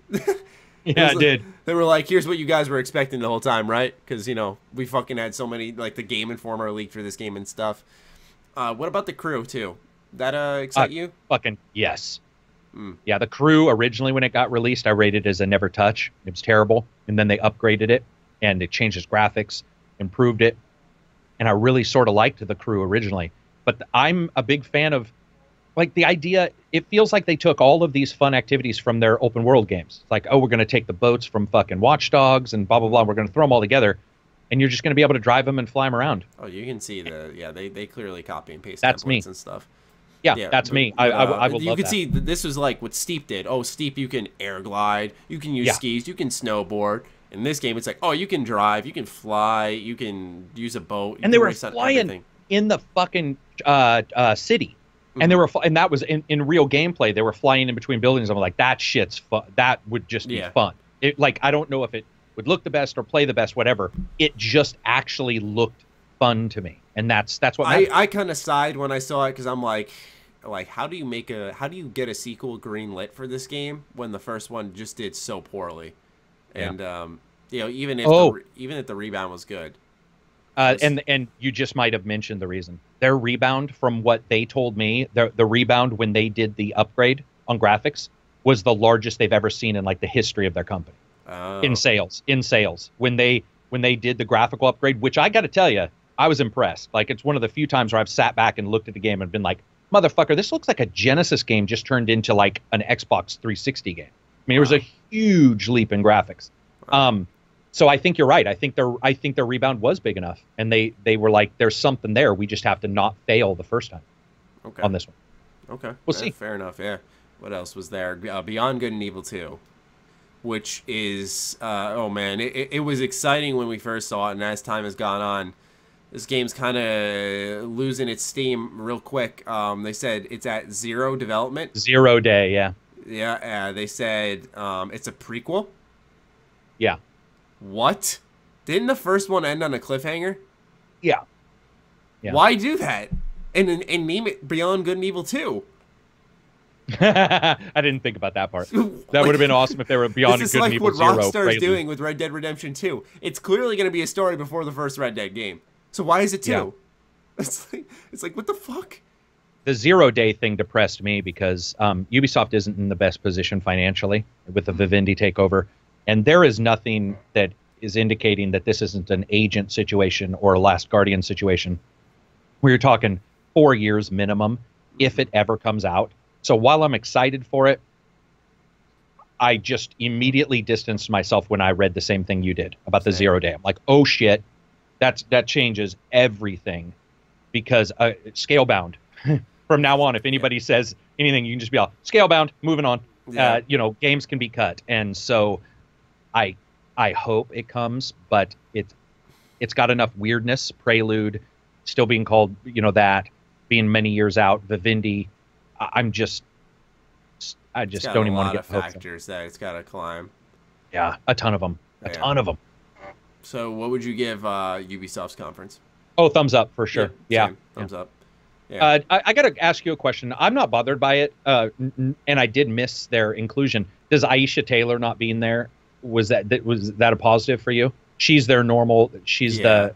I noticed that right off the bat. I liked her. How I'm gonna word it is, I liked her when she was on it, but I didn't realize how much of a kind of distraction she almost is. Okay, gotcha. When she isn't there, because then after that, it felt like they were focusing down on the games. They still had that kind of goofy comedy with the Just Dance thing with fucking Miyamoto and Yves coming out there and fucking shooting the cannon and stuff. That was a little odd. Did you see what Miyamoto said in an interview? He someone asked him like if you could like do something with Yoshi in one of his games. I think because like in Super Mario Odyssey, you can use the hat to take over people and like pick up stuff, something along those lines. And like I think someone asked, could you put the hat on Yoshi and then like carry a dinosaur? And like his exact quote in the interview was like, that would be too much stress on his back, please don't do that. And like he sounded genuinely concerned. He sounded genuine. Yeah. I don't think that's the first time where people have wondered. Like he is very the rumor is super childlike, like really? So yeah, very innocent, very childlike. So I say don't tell him about hurting people's backs and just hope he makes some good games. Yeah, I was it's funny about the Aisha Taylor thing. I would agree with you, and I wasn't going to agree with you until you said what you said. But I would actually agree that when I have no problem with her being there at all. I have no problem with any presenter, even if they're just a dork. Like whatever, it's a fucking 2 hour. That's the thing. Like people don't realize how loose and like goofy the industry we're in is. Like that's what I said, because okay, Kotaku promoted a video this guy made about like a E3 2017 cringe compilation, and like most of these people are like cracking a dick joke, like saying something about penetration or like self-deprecating humor on the stage, like stuff that humans do. And I'm like, this isn't cringy, this is normal behavior. Like what do people interpret that as? Like there were some moments where it was like ugh. like the, I guess you could say, I hate the word cringe now, but like I guess you could say a cringe moment was like when Need for Speed was getting introduced during EA's conference, and like the teleprompter was fucking up for that one YouTuber. Yeah. And like he just didn't know what to say. I was just like, oh man, like poor guy. But yeah, that I just went off on a tangent there. No, that's okay. I mean, it makes to me it makes perfect sense. It makes perfect sense that people find those things funny or whatever, because we laugh at humans and stuff. But what happens is it becomes the focus and it becomes serious. People are like, oh my God, and they get up in arms, when in real life sometimes you are just being self-deprecating, or sometimes you did just drop a stupid joke, and that kind of stuff happens. And you just go like, oh no, not funny, huh? Like that, like, and you just move on because it's life, and people get too wrapped up in it and not in what's actually being shown or whatever. I've seen those videos. I mean, I don't want to say too much, but like it is nice because I talked to some publishers this weekend. I talked to somebody who's in the industry, and I asked one of the podcasters had a question for this person. They were like, how does a person who's handling a game's PR decide who to give the game to? That was pretty much the gist of the question. And it sort of got off the rails a little bit because he started talking about stuff that you just mentioned, like the negativity, like here's a cringe, and how most PR people actually look at those and go, yeah, no, thank you, and move over, because they're just like that. Even if it's funny, they'll just be like, we need to go to somebody who actually is positive, likes games, whatever. It's just sort of interesting that it's popular in one hand, but it's actually unpopular by a lot of like the people in the companies. But then they also hire presenters. That's what it is, loosey goosey. It's completely out there. You never quite know exactly who's going to do what when. It's just really weird. After that, we had the next day Sony's conference at 9 at night. What would you give that one? Well, here's what's funny. Once it got over, one of the guys said, "Oh, now I understand why it was 9 at night," which I thought was mean. That's what everyone said about Bethesda's, because for me it was midnight. I was like, oh, really? That's what a lot of people said. Everyone was like, yeah, now we know why it was so late. I would give it a thumbs up, but I will say that it's tentative, that it's not like a middle thumb. And the reason why only is because they did show a lot of repeated stuff, a lot of like stuff we had already seen. I'm stoked for Horizon Zero Dawn's DLC, but there was a lot of DLC, a lot of expansion stuff. And there was Legacy, that's kind of like a standalone, but also expansion. I think it's only $40, so there was a very uncomfortable ending moment where a lot of people thought they also had something else to show and didn't show it. So, which is possible that they were going to show a price drop. There was some rumors that they were going to show a price drop and didn't. But at the end, the guy comes out and he's like just talking. He's like, "Well, let me show you something else." And then I don't even remember what it was. They didn't have any big bombs at all. Shadow of the Colossus is great. I'm interested in a remake, but the original PS2 couldn't do the graphics like they wanted, so there's a lot of fog, and I think that fog adds mystery. And from what I've been seeing, that's not in the remake, and I hope they put it in as an effect, because I think that that's one of the things that made Shadow of the Colossus so cool. That was a very interesting remake announcement. I never really expected that one. I thought that was like one of those PS2 games they'd kind of leave untouched, because that's really hard to replicate. And you heard him. I don't know if you heard. The creator himself doesn't want to replicate it. I wouldn't be surprised. Yeah, he's a belief, or at least a while ago was under the belief that like no one should touch it. It's what it is for its time. Like move on, make a sequel or whatever. But you can't, because he killed nothing. I don't want to ruin it for anybody. But yeah, so I would say middle. I mean, thumbs up, but sort of a middle thumb there, just because I felt like a lot of repeated content. I give it a side thumb. I wasn't really. That's what we'll call it, side thumb. Sorry. Yeah, I'll give it the side thumb, because there really wasn't much that I was particularly big on and personally, and we'll get into this discussion probably towards the end of our PS discussion, but outside of Spider-Man, like I can't think of any game out their conference that was like, wow. Right. I know some people were like, yeah, God of War, like I'm big on God of War. I really like the traditional God of War 1, 2, and 3. I like that they're going for more of an endearing family story with this one. But when I was looking at the gameplay, I've been trying really hard to put my finger on what it is about it that I don't like. And I mean, I like the heavy grittiness of it, but I don't see how that makes you feel like a god, per se, where in God of War 1, 2, and 3, like you felt like a god. You're summoning all these different powers, smashing like 20 foes coming at you. Felt like a god. Not that they dial down the gore factor. I mean, you see someone get split in half with an axe, but it almost felt like I was squaring up for a fight in For Honor sometimes when I was looking at the gameplay, where he had the axe and he was just circling this big beast and he was circling him. I don't know. I'd like to get your take on it. Maybe it'll bring me some clarity on how exactly I feel about the game. No, I mean, that sums it up for me too. Talking to developers, you always hear that if you change a camera angle, you have to make sure people are skilled in that new camera angle. And if they're not, you have to hire them, because animation's different. What you want to show is different. If you have the ability to show legs, then you can show a cat-like stance by somebody bending their legs, and you don't need to do as much in the upper body. But if it's a Tomb Raider, you know, the new God of War, if you want it to do that, and remembering that God of War, if you go back and look, he's very way down to the ground, and he's like always action stance. You know, he's always like ready to do something. That isn't portrayed. In fact, one of the persons we were talking about, I was joking around going, it looks like old man Kratos is wearing a fucking back support the entire time. It's like this. It's very stiff. And I think that there's some issues with the animation just in general, that the hits did not look good. Overall animation in that just did not look good at all. There were some issues also with size of things looking off. It's earlier than I thought it was going to be looking that rough, because it looks rough as fuck. It was the OG PS4 as well. There was a ton of questions on why that was done. It wasn't on the Pro. Strange. And so you had bad texturing, you had poor geometry, there were some issues graphically everywhere. I think they can do well, because we've seen games do well, but your For Honor hit it perfectly. And I barely played For Honor, but the moment you said you felt like somebody, you know, standing off from somebody else in For Honor, that is exactly how I would describe it from now on. That is exactly what it looks like. Yeah, I mean, that's just the best comparison, because now that you mentioned camera angle, I think it lines up a little bit more, because it was kind of that like half body camera angle, and like when you lock on it, it zooms in.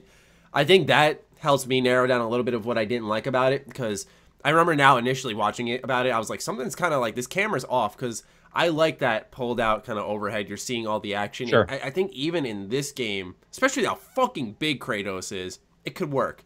I think that's part of the problem. I also don't like, to an extent, this is going to sound like a nitpick, kind of is, how fucking big Kratos is. I know he's a god. But one thing that was really cool about all the other God of War games is that in the scheme of things, Kratos wasn't this fucking giant. But you take on giants and you'd brutalize them, saying like, yeah, I'm smaller, but I'm a god. In this game, you kind of you have the look of a god. So therefore you're acting like one.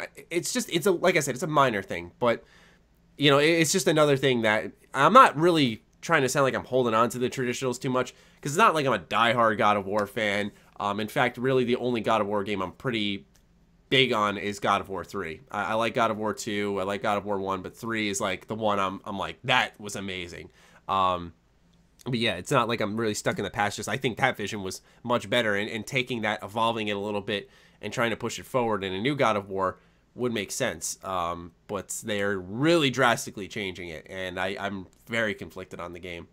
Well, you were talking about a game earlier saying it felt like they were trying to make something popular, and I don't remember which game you said that, but it does feel like God of War is realized how Tomb Raider's popular, Uncharted's popular, so it's like, let's do the Uncharted version Anthem. of God of War. I was talking about Anthem. Yeah. And let's do the Uncharted version of God of War. And we'll see. You know, like any game at E3 you never know what's going to show up at your fucking door when you buy it, which is awesome, because I'm stoked to play it regardless, because even if it's bad, then you have a ton of interest in the discussion of how did this not work out so well, like Andromeda.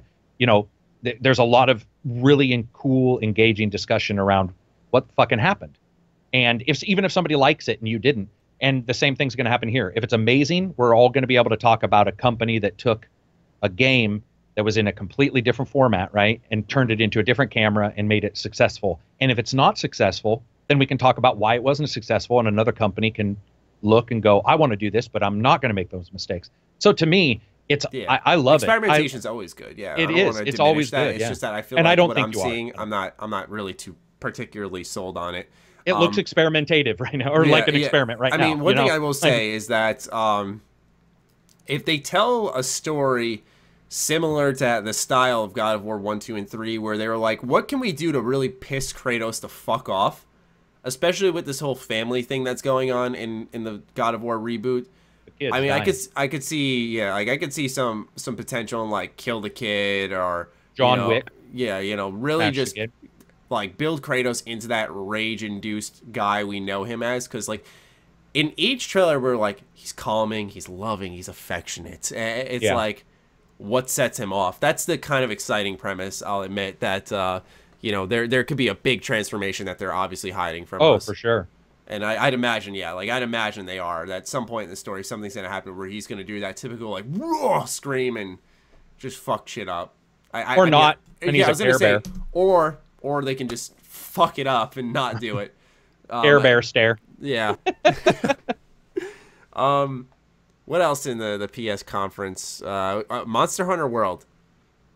You know what? All systems, by the way. I don't know what they did. The same thing Microsoft did. Pretended it was an exclusive. What? Yeah, it's not. You're kidding me. I actually had no idea. I thought that was a PS exclusive. I'm like, damn, I remember Monster Hunter Freedom on the PSP. No, the very next day I think it was within the same hour somebody came on Twitter officially and said that's on every system. Just that game in general. What'd you think? One of the weirdest gameplay reveals I've ever seen. Yeah, this dude puts on like some leaves and a fucking dinosaur walks by him. I was so puzzled. Yeah, so was I. I couldn't really like. I knew it was Monster Hunter, and I forgot Monster Hunter had been on PlayStation before him because I'm so used to seeing it on the DS and stuff. I'm like, no, it's not Monster Hunter, and then it was, and I'm like, wait. So what I was just looking at back there, the fuck. I mean, it seems to have that weird quirkiness that Monster Hunter games always have, like that, like the fucking spinning the meat in the middle of nowhere. But that's a game. It's a game that's hard to demo. So I'm not judging it too hard because I know I feel like Monster Hunter games, like you whack away at the same body. God, this could be taken the wrong way. You whack away at the same body part for a while, and you know that might not be the most compelling game demo. So I guess they tried to sell it in a really quirky fashion. I don't know if it's gonna be like open world or something like that. If that's why they're calling it Monster Hunter World, I know they have like, I know it's mission based. Just I don't know if it's like a almost like a Token in 2 where you got this hub. And then you can go out into an open world, and like the open world can be segmented off into little sectioned areas for the mission itself. I don't know if that's the path they're taking with it or not. Yeah, I don't know either. I mean, to me, I'll play it, but what they showed, like you said, I don't think was a good way of displaying. Which I mean, in all honesty, I think at the end of this video, whoever's here still with us is probably going to come to the conclusion that that's how we feel the entire event went. Which is that there were some really odd choices. And I feel like what they showed of that game in the game was odd. And it didn't really capture. People were more happy that it was Monster Hunter than they were excited about what they saw. Because I think a lot of people were puzzled. They were like, what the fuck exactly is happening? That's a good point. Yeah, it was the name, not the game. Right. Damn.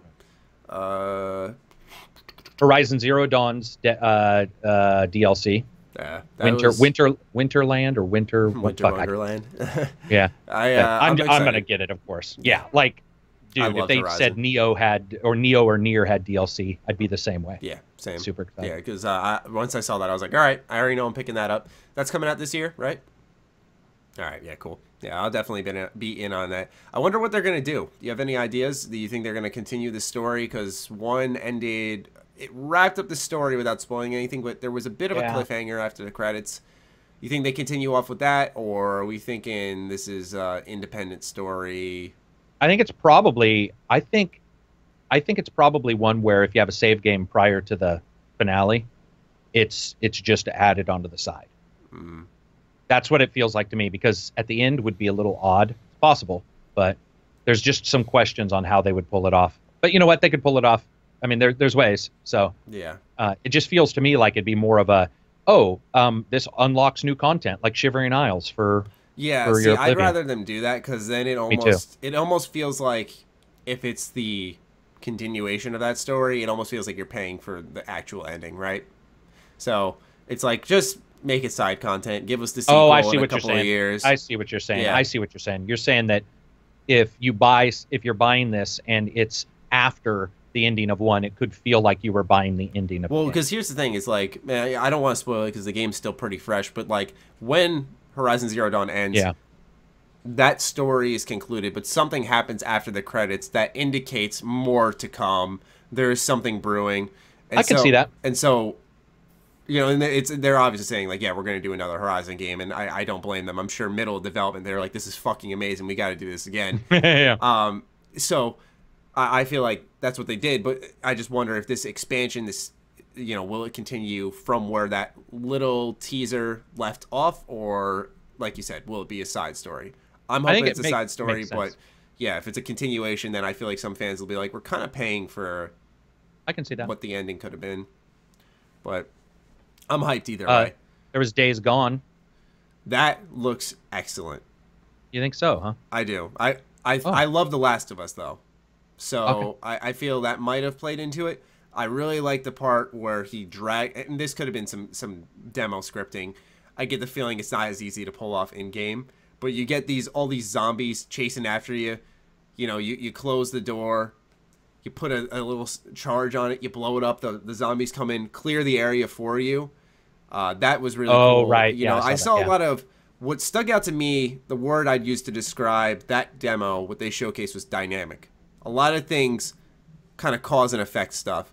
I feel like the scripted things were like you driving along the road on your motorcycle and you get clotheslined by a fucking rope, and then you get up and you beat the shit out of this guy, like specifically into this fucking tree, and like you do something with it where you wrap his neck around the tree and strangle him. Yeah. That looks scripted. But there were some moments in it throughout that I was like, okay, like I see what they're getting at here.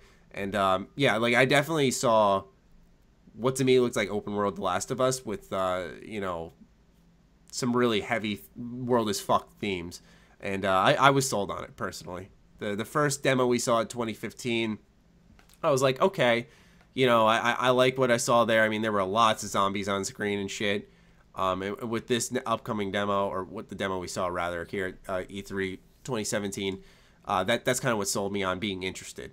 And so I'm sure next year we'll see again, and then it'll probably come out fall 2018. I wouldn't be surprised. Yeah, I don't know what to think of that one. I was gonna say you seemed a little like, oh really? So what? Well, it's like the Uncharted, Horizon Zero Dawn, Last of Us, Days Gone. Like they all sort of mended into one another in that conference, and I was having a hard time remembering which game I was looking at. They all have there's a very similar look in some of those games, including Xbox. If Xbox was going to show you a Tomb Raider, whatever, there's a certain look and feel to them, and I guess I just didn't feel that anything in that game seemed surprising. And when you said the horde mentality, the dynamic, you know, those bad guys coming and killing that group, I definitely would say that was the highlight. Mm-hmm. I would definitely say that was the highlight, but it also felt so staged. Yeah, that right. It could also be one of those things that just happens all the time, and then you have like and then if that happens all the time, then the NPCs in the game world that are human don't matter, and you're just the most evil motherfucker in the universe because you're just killing other humans. So there was, and I'm looking too much into it because I'm a reviewer, and I was like looking specifically at it and trying to figure out some stuff, and then I was like, wait, what if they? Which is all for naught until it comes out. Mm. Graphically, it looked really good. So really? It just I don't think it looked like Horizon. Okay. But it looked good, and it didn't look it didn't look anywhere near Horizon. I would say it was Uncharted level in some areas. It was hard to tell though too, because like you said, he's on his motorbike 1 second, he's doing the. You know, it'll be more about like what it looks like playing it, walking through the land, which really excites me. I love doing that stuff in games. Yeah. So one trend we've picked up on with these games is it's almost like we look at Ubisoft, now we look at Sony.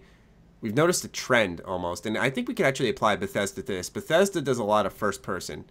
All their games, Prey, Dishonored, Wolfenstein, Fallout 4, you know, first person. Ubisoft, you see a lot of like mini games from other games becoming full games. You see the template copy and pasting. We're seeing that with Sony, kind of. We're seeing some in Uncharted, some Last of Us inspiration. You know, I can't help but feel a little put off by that. Now that you mention it, you know, that template copying, it removes almost some of the originality from an idea that could be good, because it's good to take it's not direct. It's good to take inspiration from a project, you know, what motivates you, what fuels you, but I feel that that effort should be put in to create something truly original, not something that like, oh, I've kind of seen this before, so like, yeah, it's really cool. I'm also worried that too many companies see those successes and jump at them. I think Microsoft would be doing the same thing if Quantum Break had been successful, and Remedy'd probably still be working with them on Quantum Break 2, whatever, but it wasn't as successful as they wanted. I think that racing games are that way now. It's like Forza Horizon, you know, it's like, oh, we're gonna have open city racing games.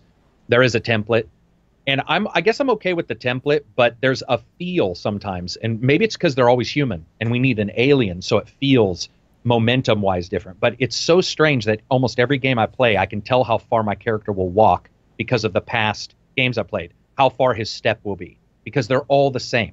Mm-hmm. They're all the same generic man. And that's why I think a lot of people liked Horizon Zero Dawn, because it was a female, so there were some differences there. But do you know what I would like? I would love a game where you're the like, I don't know how they would do it, but where you're the alien and not the human, where you're like, to change up the physicality, because the physicality is always the same. You and I may be a couple inches different size, but the world is built for us, and there's a variability there that's built for us. I want a game where the shit doesn't fucking fit, like where I'm like, I can't get in that door. The bad guys are in there, and I want to get in the door, but I can't get to them because it's a human door, not a fucking alien door. I want to see that kind of stuff in somebody's game like this, to where there's a true feeling of difference. And there hasn't been any. I think there's a couple games where you're an alien, but they're always human-sized or exactly human-sized. Kind of thinking Nier in a way. Just slightly. Nier. Automata. It's just slightly. I'm trying to think of... Well, like, Dragon's Dogma. I'm thinking of like, like you can't get into this chest. You got to be 9S. Like, very minor example. Except I'm talking about graphically displaying. Okay, no, I know. Yeah. I get what you're saying. I'm just thinking like gameplay wise, like that's the only. I get what you're saying. That's a good point. And it's probably too much to ask, but we're always killing somebody from a different nation in Call of Duties, right? Mm-hmm. Somebody who doesn't believe in the same God, whatever. So I don't see that there's a problem having you play an alien and humans have taken over your planet, like the reverse of fucking Avatar, or not the reverse. That's how it actually was, and have you able to have all of these different things in your world against us, or come to Earth against us. I just want to see something different. And when Days Gone By, when he started walking, or Days Gone By, Days Gone. When he walked forward, I saw the Uncharted, like it just... The walking animation.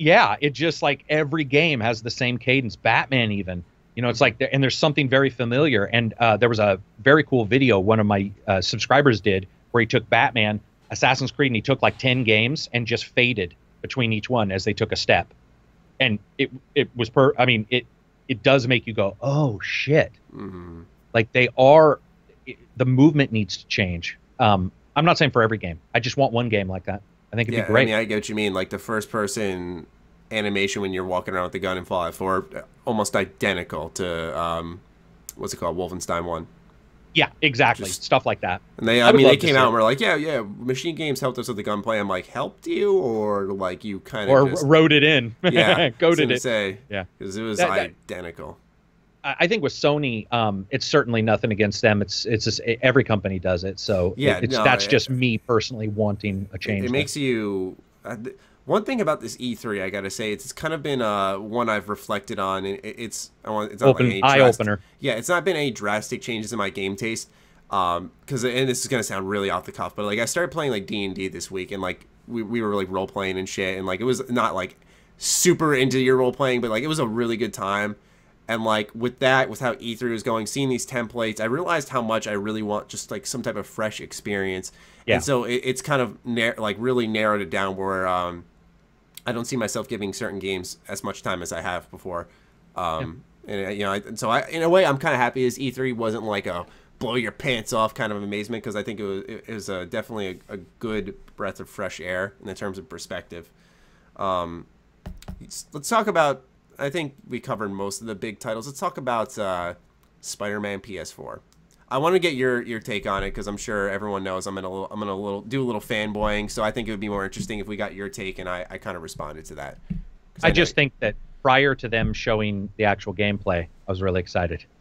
Okay. And then and very excited. But what they showed, to me at least, and again, this, if I play it and it's awesome, it's awesome. Oh yeah, go for it. But he jumped off some wood and landed between some people, and when he started fighting, my brain was like, oh my God, this is not what I was hoping for. It just felt far too like a template, I guess, like a Batman, but now with Spider-Man. And when you and I have talked in the past about what superhero would we want, and I would say something like Green Arrow, because Batman has worked, it doesn't mean I want him to fucking replace all the grapple guns with grapple arrows. Like, that would be ridiculous. That's a mod. That's not a game.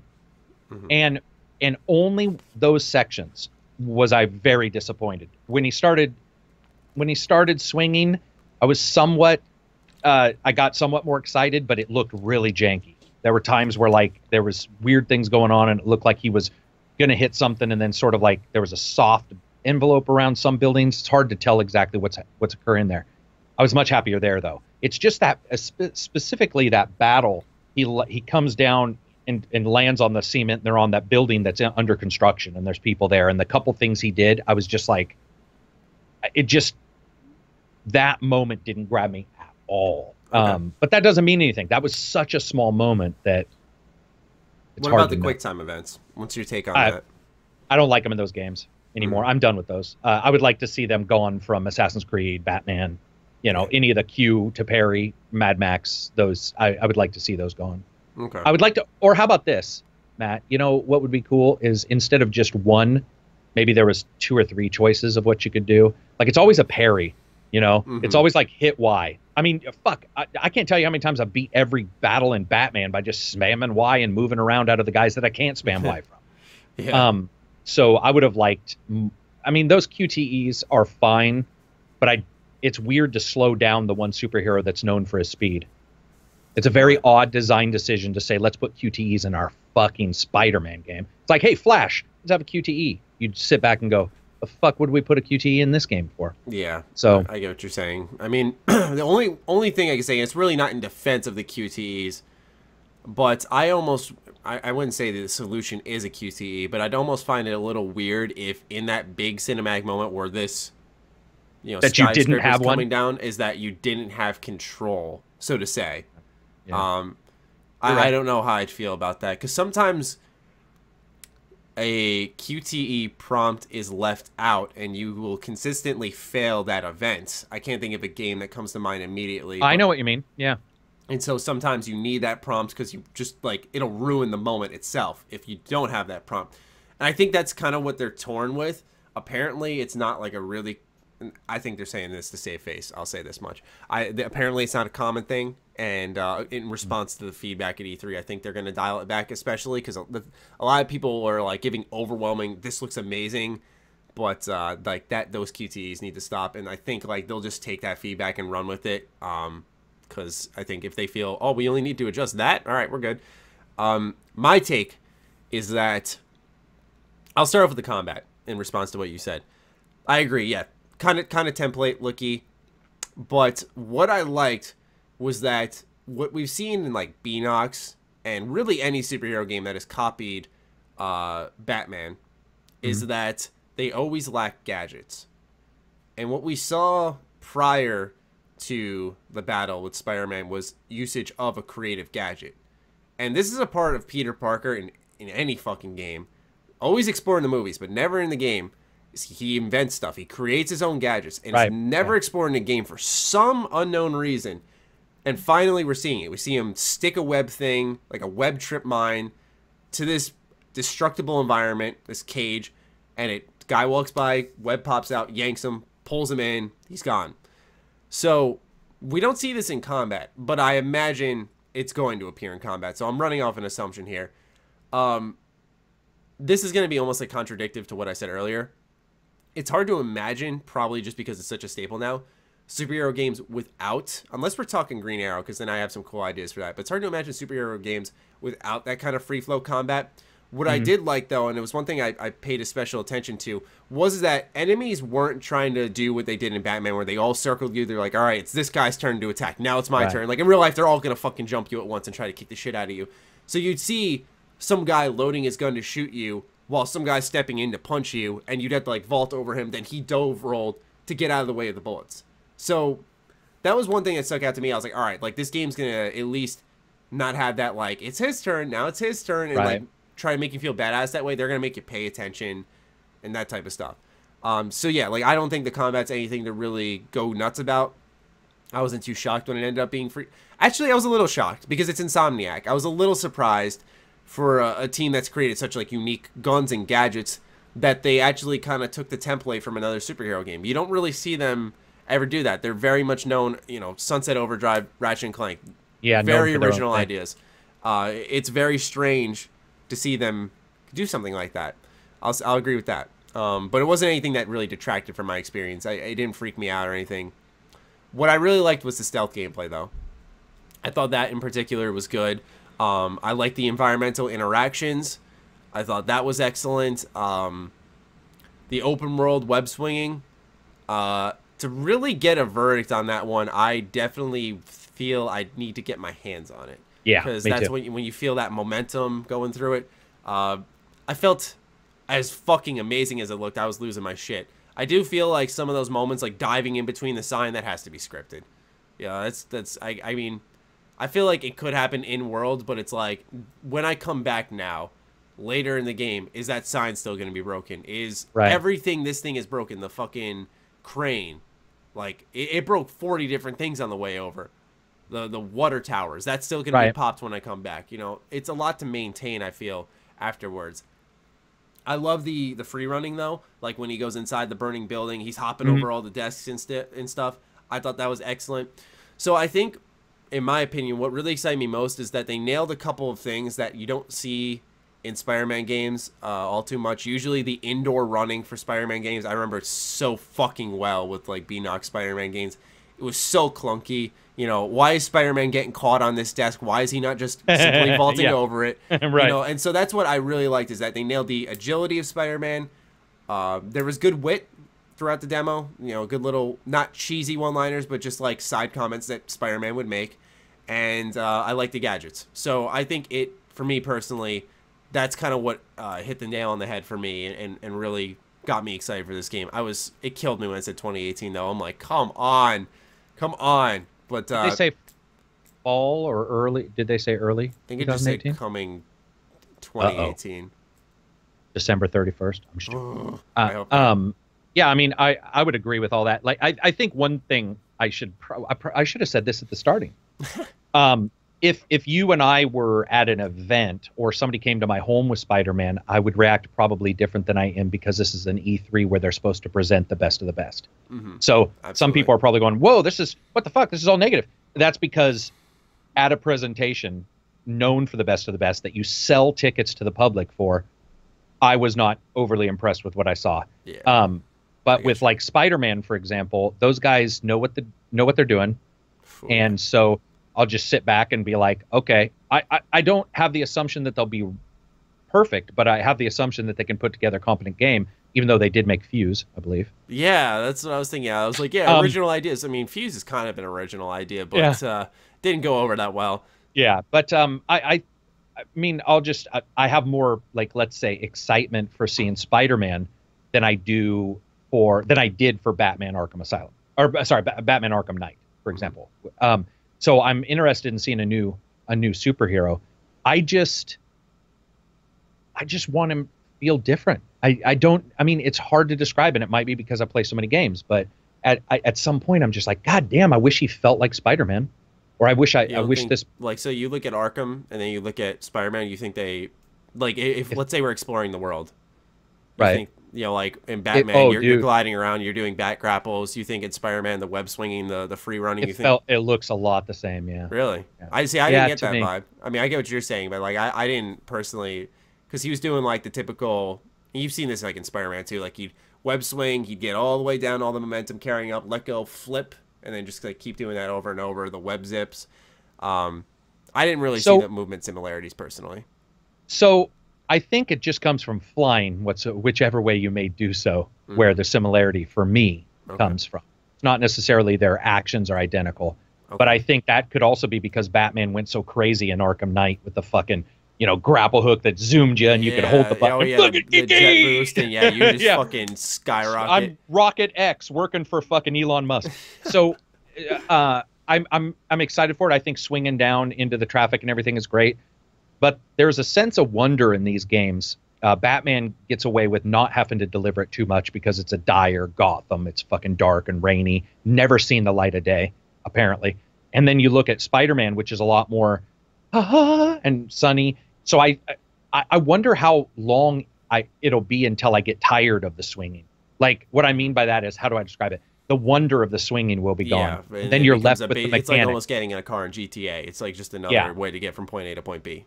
So exactly. And so those extra movements that we think are cool now, one of the problems, and you talk to any developer, they'll tell you this, if you put too many animations on a reload, you put too many animations on getting up, whatever, then after a certain amount of time, the human brain is like, okay, it's mechanical. Like it's the same shit over and over. It's very mechanical. I kind of did see that in the demo. Like when you were turning a corner, you'd see him like attach the web to like one side of the building and like quickly whip around. And like when he was going between stuff, he'd have a certain flip.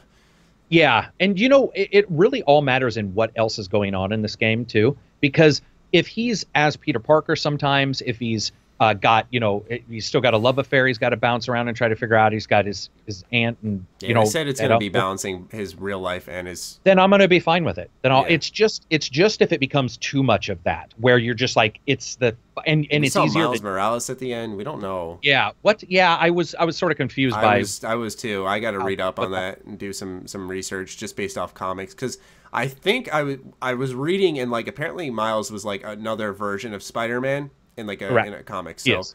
But like in this universe, he could be Spider-Man. I think he's Peter Parker's friend. Yeah, in this one. But I would say top 5 games that I'm interested in after E3, Spider-Man's still up there in those top 5. Yeah. It's just that if they had shown everything but the fighting, they showed the stealth and the swinging, we wouldn't be having this conversation at all. It's something about the fighting just I couldn't even tell you. Did you like the stealth?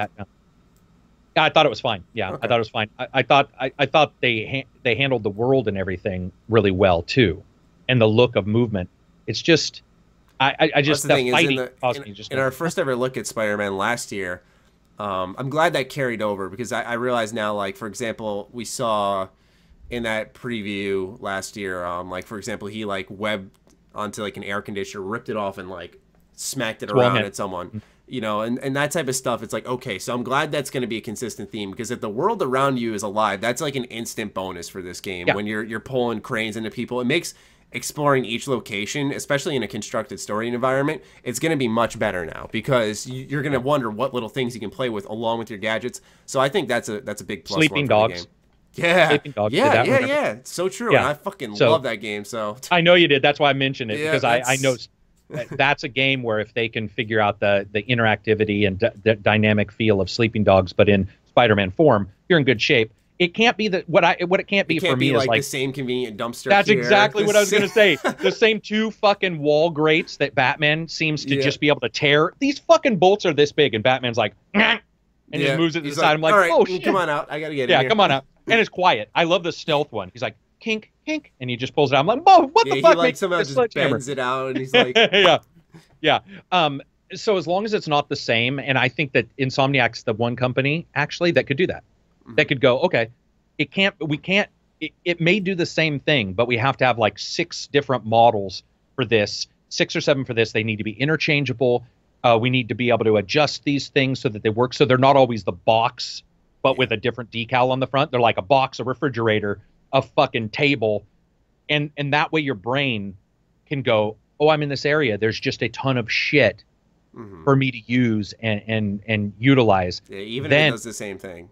Like, even if there's another cage that brings the guy in there, like, reconstruct as long as you visually break it up, then the monotony doesn't happen as quick. And that's what my hope is for Spider-Man. It's my hope for Batman next, whatever, or Robin, whatever they do. It's my hope for any one other thing that could help out the combat in this game is we noticed he was fighting someone at the top of the construction site, and you saw him kick him off in the air. And I remember when he kicked him off in the air, there was a prompt to press L1. And when he pressed L1, he web zips into him. And like, he does some like kick move and slams him down, some shit like that. But I wonder if that's going to be something where it's also, you know, you're going to have these gadgets to fight from a distance and the close combat. But if someone's at a distance about to shoot you, can, you know, unlike Batman where you'd have to do like a dodge roll, or really you could just break the mechanics of the game and like vault over someone and the enemy would stop shooting you. I wonder if like you're going to have to zip in to him. You know, something along those lines. Or would you just pull his gun out of his hands? That's what I'm saying. Like, the web is literally going to make or break this game. Quite literally. No, it's true.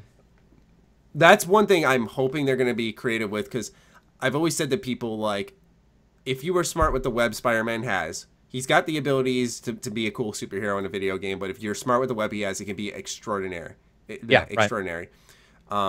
Because like even Shattered Dimensions, I think was. Oh, I love Shattered Dimensions. Yeah, like that. When you played as the original Spider-Man, like he'd like zip out like a fucking giant hammer and slam it down on someone. Yeah, right. Made combo. It was like Green Lantern a little bit. He would make things out of the web. Exactly, Yeah. and it was the cartoony art style played into that effect, so it was more believable. But like stuff like that, would be awesome to see. So, can you imagine if you have like the ability to like web people together, grab items, have them like hit. Yeah. Now I see what you're saying. Yeah, now like I see what what I'm you're saying. Like imagine you press L1, you zip onto this guy, then you jump along the wall, you wrap around him, catch another guy in that same movement, and like pull them together. They clap. Yeah. I mean, one thing Spider-Man 2 has that, although I've replayed it recently and the game has not aged well, but at least the story and shit, but the combat, like you had so many moves that you could just keep unlocking. Like I'll never forget the uppercut staircase kick, I think they called it, where you fucking kick this guy up and then you jump on his face and literally on his face in midair, and somehow he doesn't go up. There's one where you could like baseball slide on someone's face. So I think they're taking the right page out of the book with that game, and they're like, okay, it hasn't aged that well. Because like the Amazing Spider-Man 1 and 2 games, they just tried to copy Spider-Man 2, and it was like look, this game has not aged well. So that's why I feel I'm more encouraged about this game maybe than you are, just because I'm seeing personally as someone who this is my favorite superhero. I'm seeing them take the right cues from the right places. But it's coming out in 2018. It's just a demo. We'll see with the full game. Yeah. I mean, some of that stuff I hadn't thought of. So I'm glad you said it, because that's what these discussions are for. You've changed my mind more times than I can fucking count. So, I think when we look back at like this E3, it will certainly be, will be interesting. Yeah, and it will be interesting to see what next E3 is like, because if it's like this one, yikes. Yeah, I don't know what to say, man. Like this one, it's going to be weird. And the last, it's going to make us have to question. One that we just need to cover here, this is a short one, only a half hour long, was Nintendo. Yeah, I thought they did awesome, because they pretty much just showed some of the stuff that I think people wanted. You heard me bitch I think it was even last podcast about not another. We don't have a Metroid. Mm-hmm. So I would have liked to see this stuff day and date, which we don't, unfortunately. But still, getting it is awesome. So I'm stoked. I gotta say, Nintendo. Thumbs up from me. I don't know if I said Sony or not. Sony, I think I said in the beginning, because we talked about that the longest according to timestamps. But Sony got a side thumb for me. I can't remember though.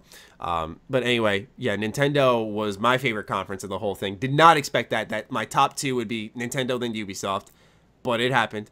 Nintendo, I felt really, they knew the position they were in. Now, I kind of wish there was a little more third party. I'll say that much. It wasn't a perfect conference, and I'm sure they looked better in the scheme of things because of how shitty this E3 was. But I think they came out and really hammered home how many games are coming out this fall. I thought that was pretty cool. And the ones that they announced down the stretch that we're not going to see for a while were like the right ones that would excite fans still, because they have such a fervent fan base. Like a mainstream Pokemon game on the Switch. That's huge. A Pokemon game coming to home consoles. That is huge. One of the very few times where I didn't see a trailer or anything and I did not care. That was okay with me. And I think the reason they did that is because no one would have gave it a fuck about Pokken. Even though Sun and Moon for Pokemon I thought were pretty good, I feel like Ultra Sun and Moon, no one really would have cared, because everyone would have wanted that Switch version. So I think they selected to show nothing when they probably could have. I see. And then Metroid 4, Prime 4, sorry. I've only played the first Prime, so I got some legwork to do now. But let me hear about your experience with Metroid Prime to understand the hype for Metroid Prime 4. True, because I was like, I know people want this, so that's what hyped me. I was like, good for them. But like, as someone who was like, awesome, like this is what I'm talking about. What did Metroid Prime 4 do for you? Well, I think the reason why for a lot of us is because, well, first of all, honestly, the Switch has almost no games. That's probably the biggest reason why Metroid was huge to me. And then additionally, I was just nervous they were going to try to announce something and pretend it was a big deal, and it wasn't. And you were going to be like, why are they announcing this when they haven't done Metroid? For Metroid, I'm surprised. It was a quick trailer. They didn't act like it was a big deal. That's admirable. Didn't think of that. Yeah, and so they were just like, okay, so we've got Metroid. And to me, yes, again, I would have loved to have been day one. Zelda should have been Zelda was day one. Sorry, those games should have been day one. But to me, it's probably the only other, not the only. It's one of the biggest of their IPs, I would say. Trying to think, Zelda, that Mario, Pokemon. So they've nailed Pokemon. So they've nailed now all of their big IPs. And who knows how long it'll take to come out. But I also think a first-person, third-person sci-fi game on the Switch could look really cool without having to be graphically high fidelity. Like they can do different things to make it look good without having to push a ton of polygons. So and the idea of playing that mobile is just awesome to me for some reason. True like that. I can't wait.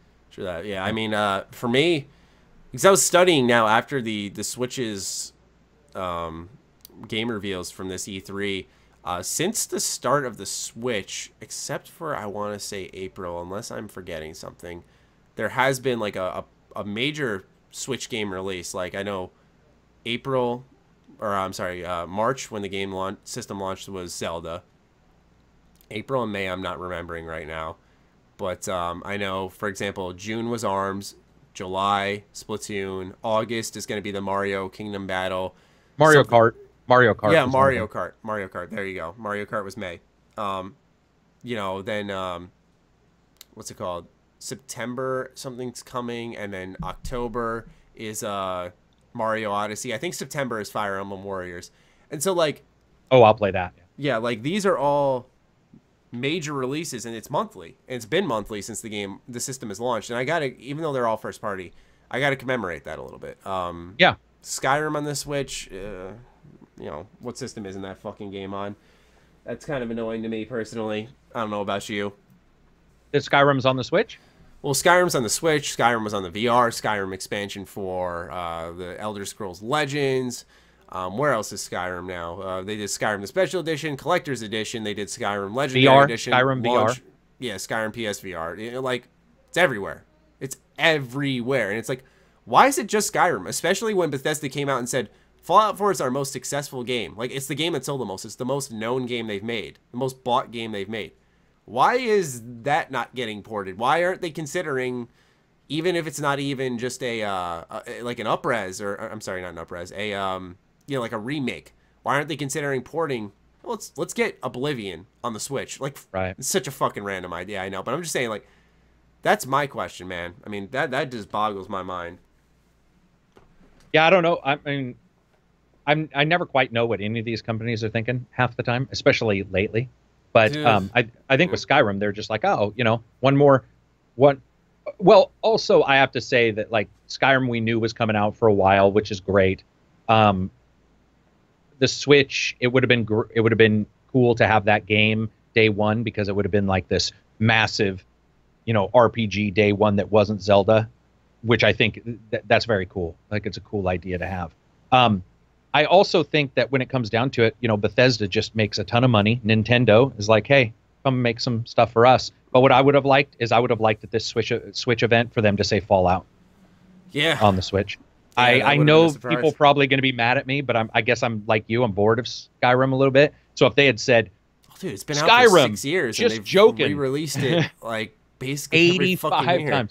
It'd be awesome if they were like, and coming to Switch, Skyrim Special Edition, but it's Fallout. And you're like, wait, what? Fallout's coming out, you know? But well, I think that would only benefit Nintendo, and I mean, based off how much Bethesda likes to resell games when it comes to Skyrim, I mean, it could only benefit Bethesda too. It's like, why not get that going on the Switch? Especially when I'd say Skyrim is, at least content-wise, a much more vast and bigger game than Fallout 4. It's like, I don't think it boils down to the technical aspect. I think Skyrim's world is just as big, you know. Right. Just I don't know. Just crazy. I don't know. Maybe they don't want something that adult. Who knows? Because there's a lot of gibbs. Oh, fuck, you do that in Skyrim. But yeah, when it comes to Nintendo and how they did it, I thought they had a pretty positive conference too. I would say thumbs up for them. The thing about Nintendo is they I think they did a time sensitive like conference. It wasn't too long, wasn't too short. It was like, here's our stuff, and they showed IPs people cared about. for their specific system, and then walked out of there. And I think that worked really. I think it worked really well. Yeah. And like you said, maybe we are holding some of these higher because of how shitty EA was and Bethesda were. But I think Nintendo did good. Yeah. What else did they have? Kirby was the only game. Kirby and that Yoshi game, the only ones that kind of like. I was like, all right, I don't give a shit. But I know there's like an audience for that. I was surprised not to see Smash on the Switch. I was really surprised to not see that. I'm still surprised. Yeah. That's one that they're probably sitting on for a rainy day when they don't have a game coming out that month, and they're like, okay, let's get Smash on there now. Pokken Tournament, I'm interested in that. I never played the original one on the Wii U. But yeah, Nintendo I think had the strongest conference. I enjoyed theirs a lot. It was just fun to watch, and they just came in, did their business. They announced the game after the conference, which was a big announcement too. It was called it's for the 3DS. It's called Metroid Samus Returns, and it's like a remake of one of the original Game Boy Advance games, and it looks awesome. Looks great, and like because people are kind of upset, like, oh, Metroid Prime 4, it's gonna be like years before we get that, and you know, and then they have this other Metroid game that looks good, that is being, you know, based off what I've read on forums, message boards, YouTube comments, social media. I've seen that this game's being well received. It's like, why didn't they show this during the main conference? Yeah, that's odd. It was a very weird decision, because especially it's coming out this year.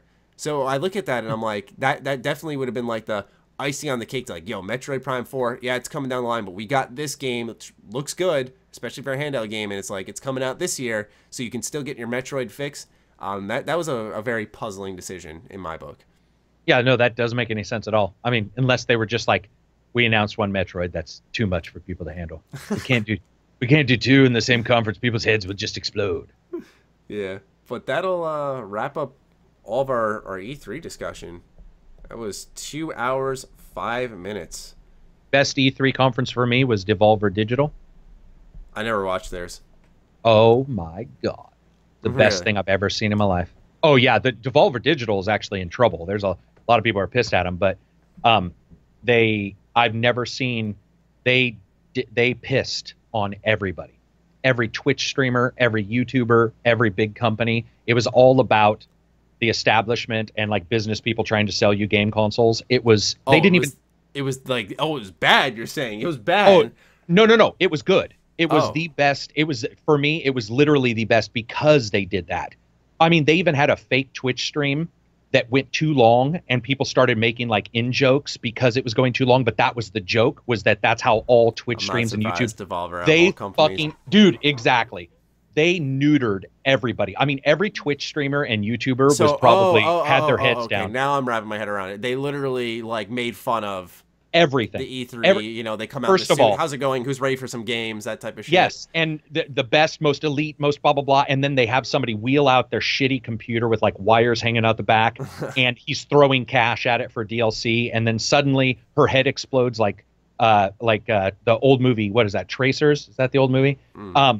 And there's all this crazy stuff. And then pretty soon they're like sitting on a couch having a Twitch stream and they're just crazy shit's going on, but they're all dressed like Twitch streamers would dress, like fucking, you know, the sunglasses that are just one eye lens, like a fucking cyborg. And, you know, they've got their names under them, you know, like Sunbeam Moonshadow.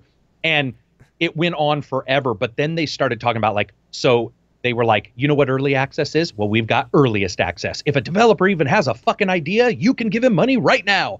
And so they went off on earliest access and they were talking about like developer on a shitter thinking up of a platform game, you can send him cash. And it was all about the industry. It was all about like Microsoft. Did they actually like Sony. show anything though? Yeah, they did. They showed some games, but it was honestly, I can't tell what was real, because one of the best things I've ever seen in my life was them playing a game where there were four toads on a screen with baseball bats. And the screen was the most basic level you could possibly imagine. It was like 4 platforms. And they played it for like 45 minutes. And I swear to shit, the only attack they had was the baseball bat.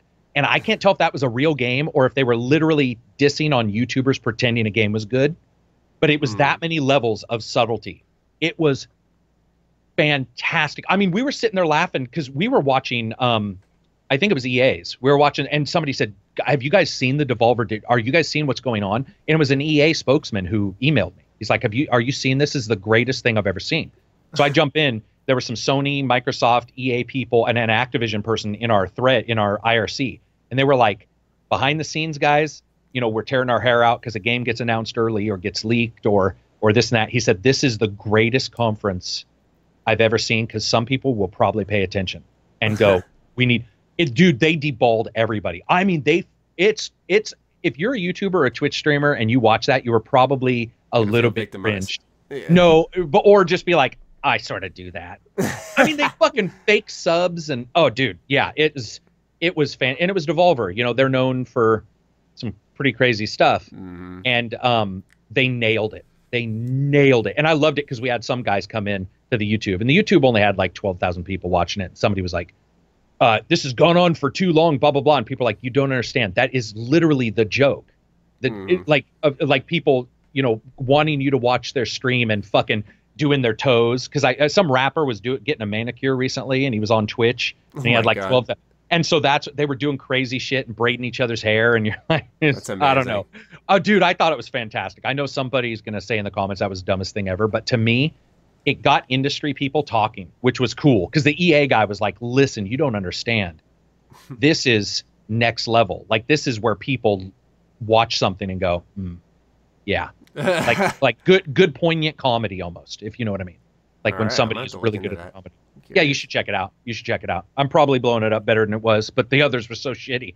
Yeah, I was gonna say it's really hard to get a dial on just how good it was. So to wrap it up, game of the show. Oh shit. Yeah, do you even have one rather?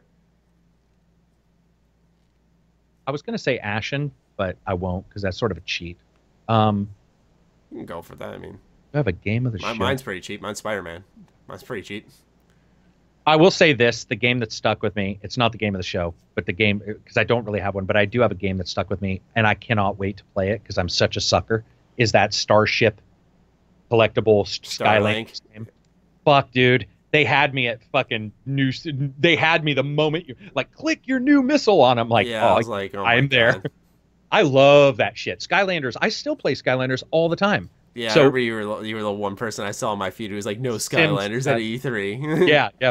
yeah. So that one interested me. And I like the idea of like having it connected to your controller. It'll be interesting to see how they handle the physicality of it.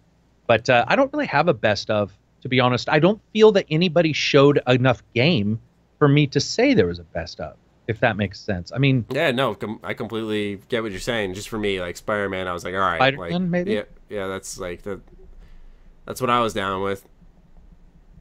I mean, man.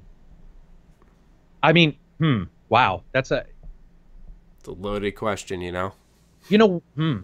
And I think it is that I didn't feel like enough gameplay was shown for like the games I did think looked good.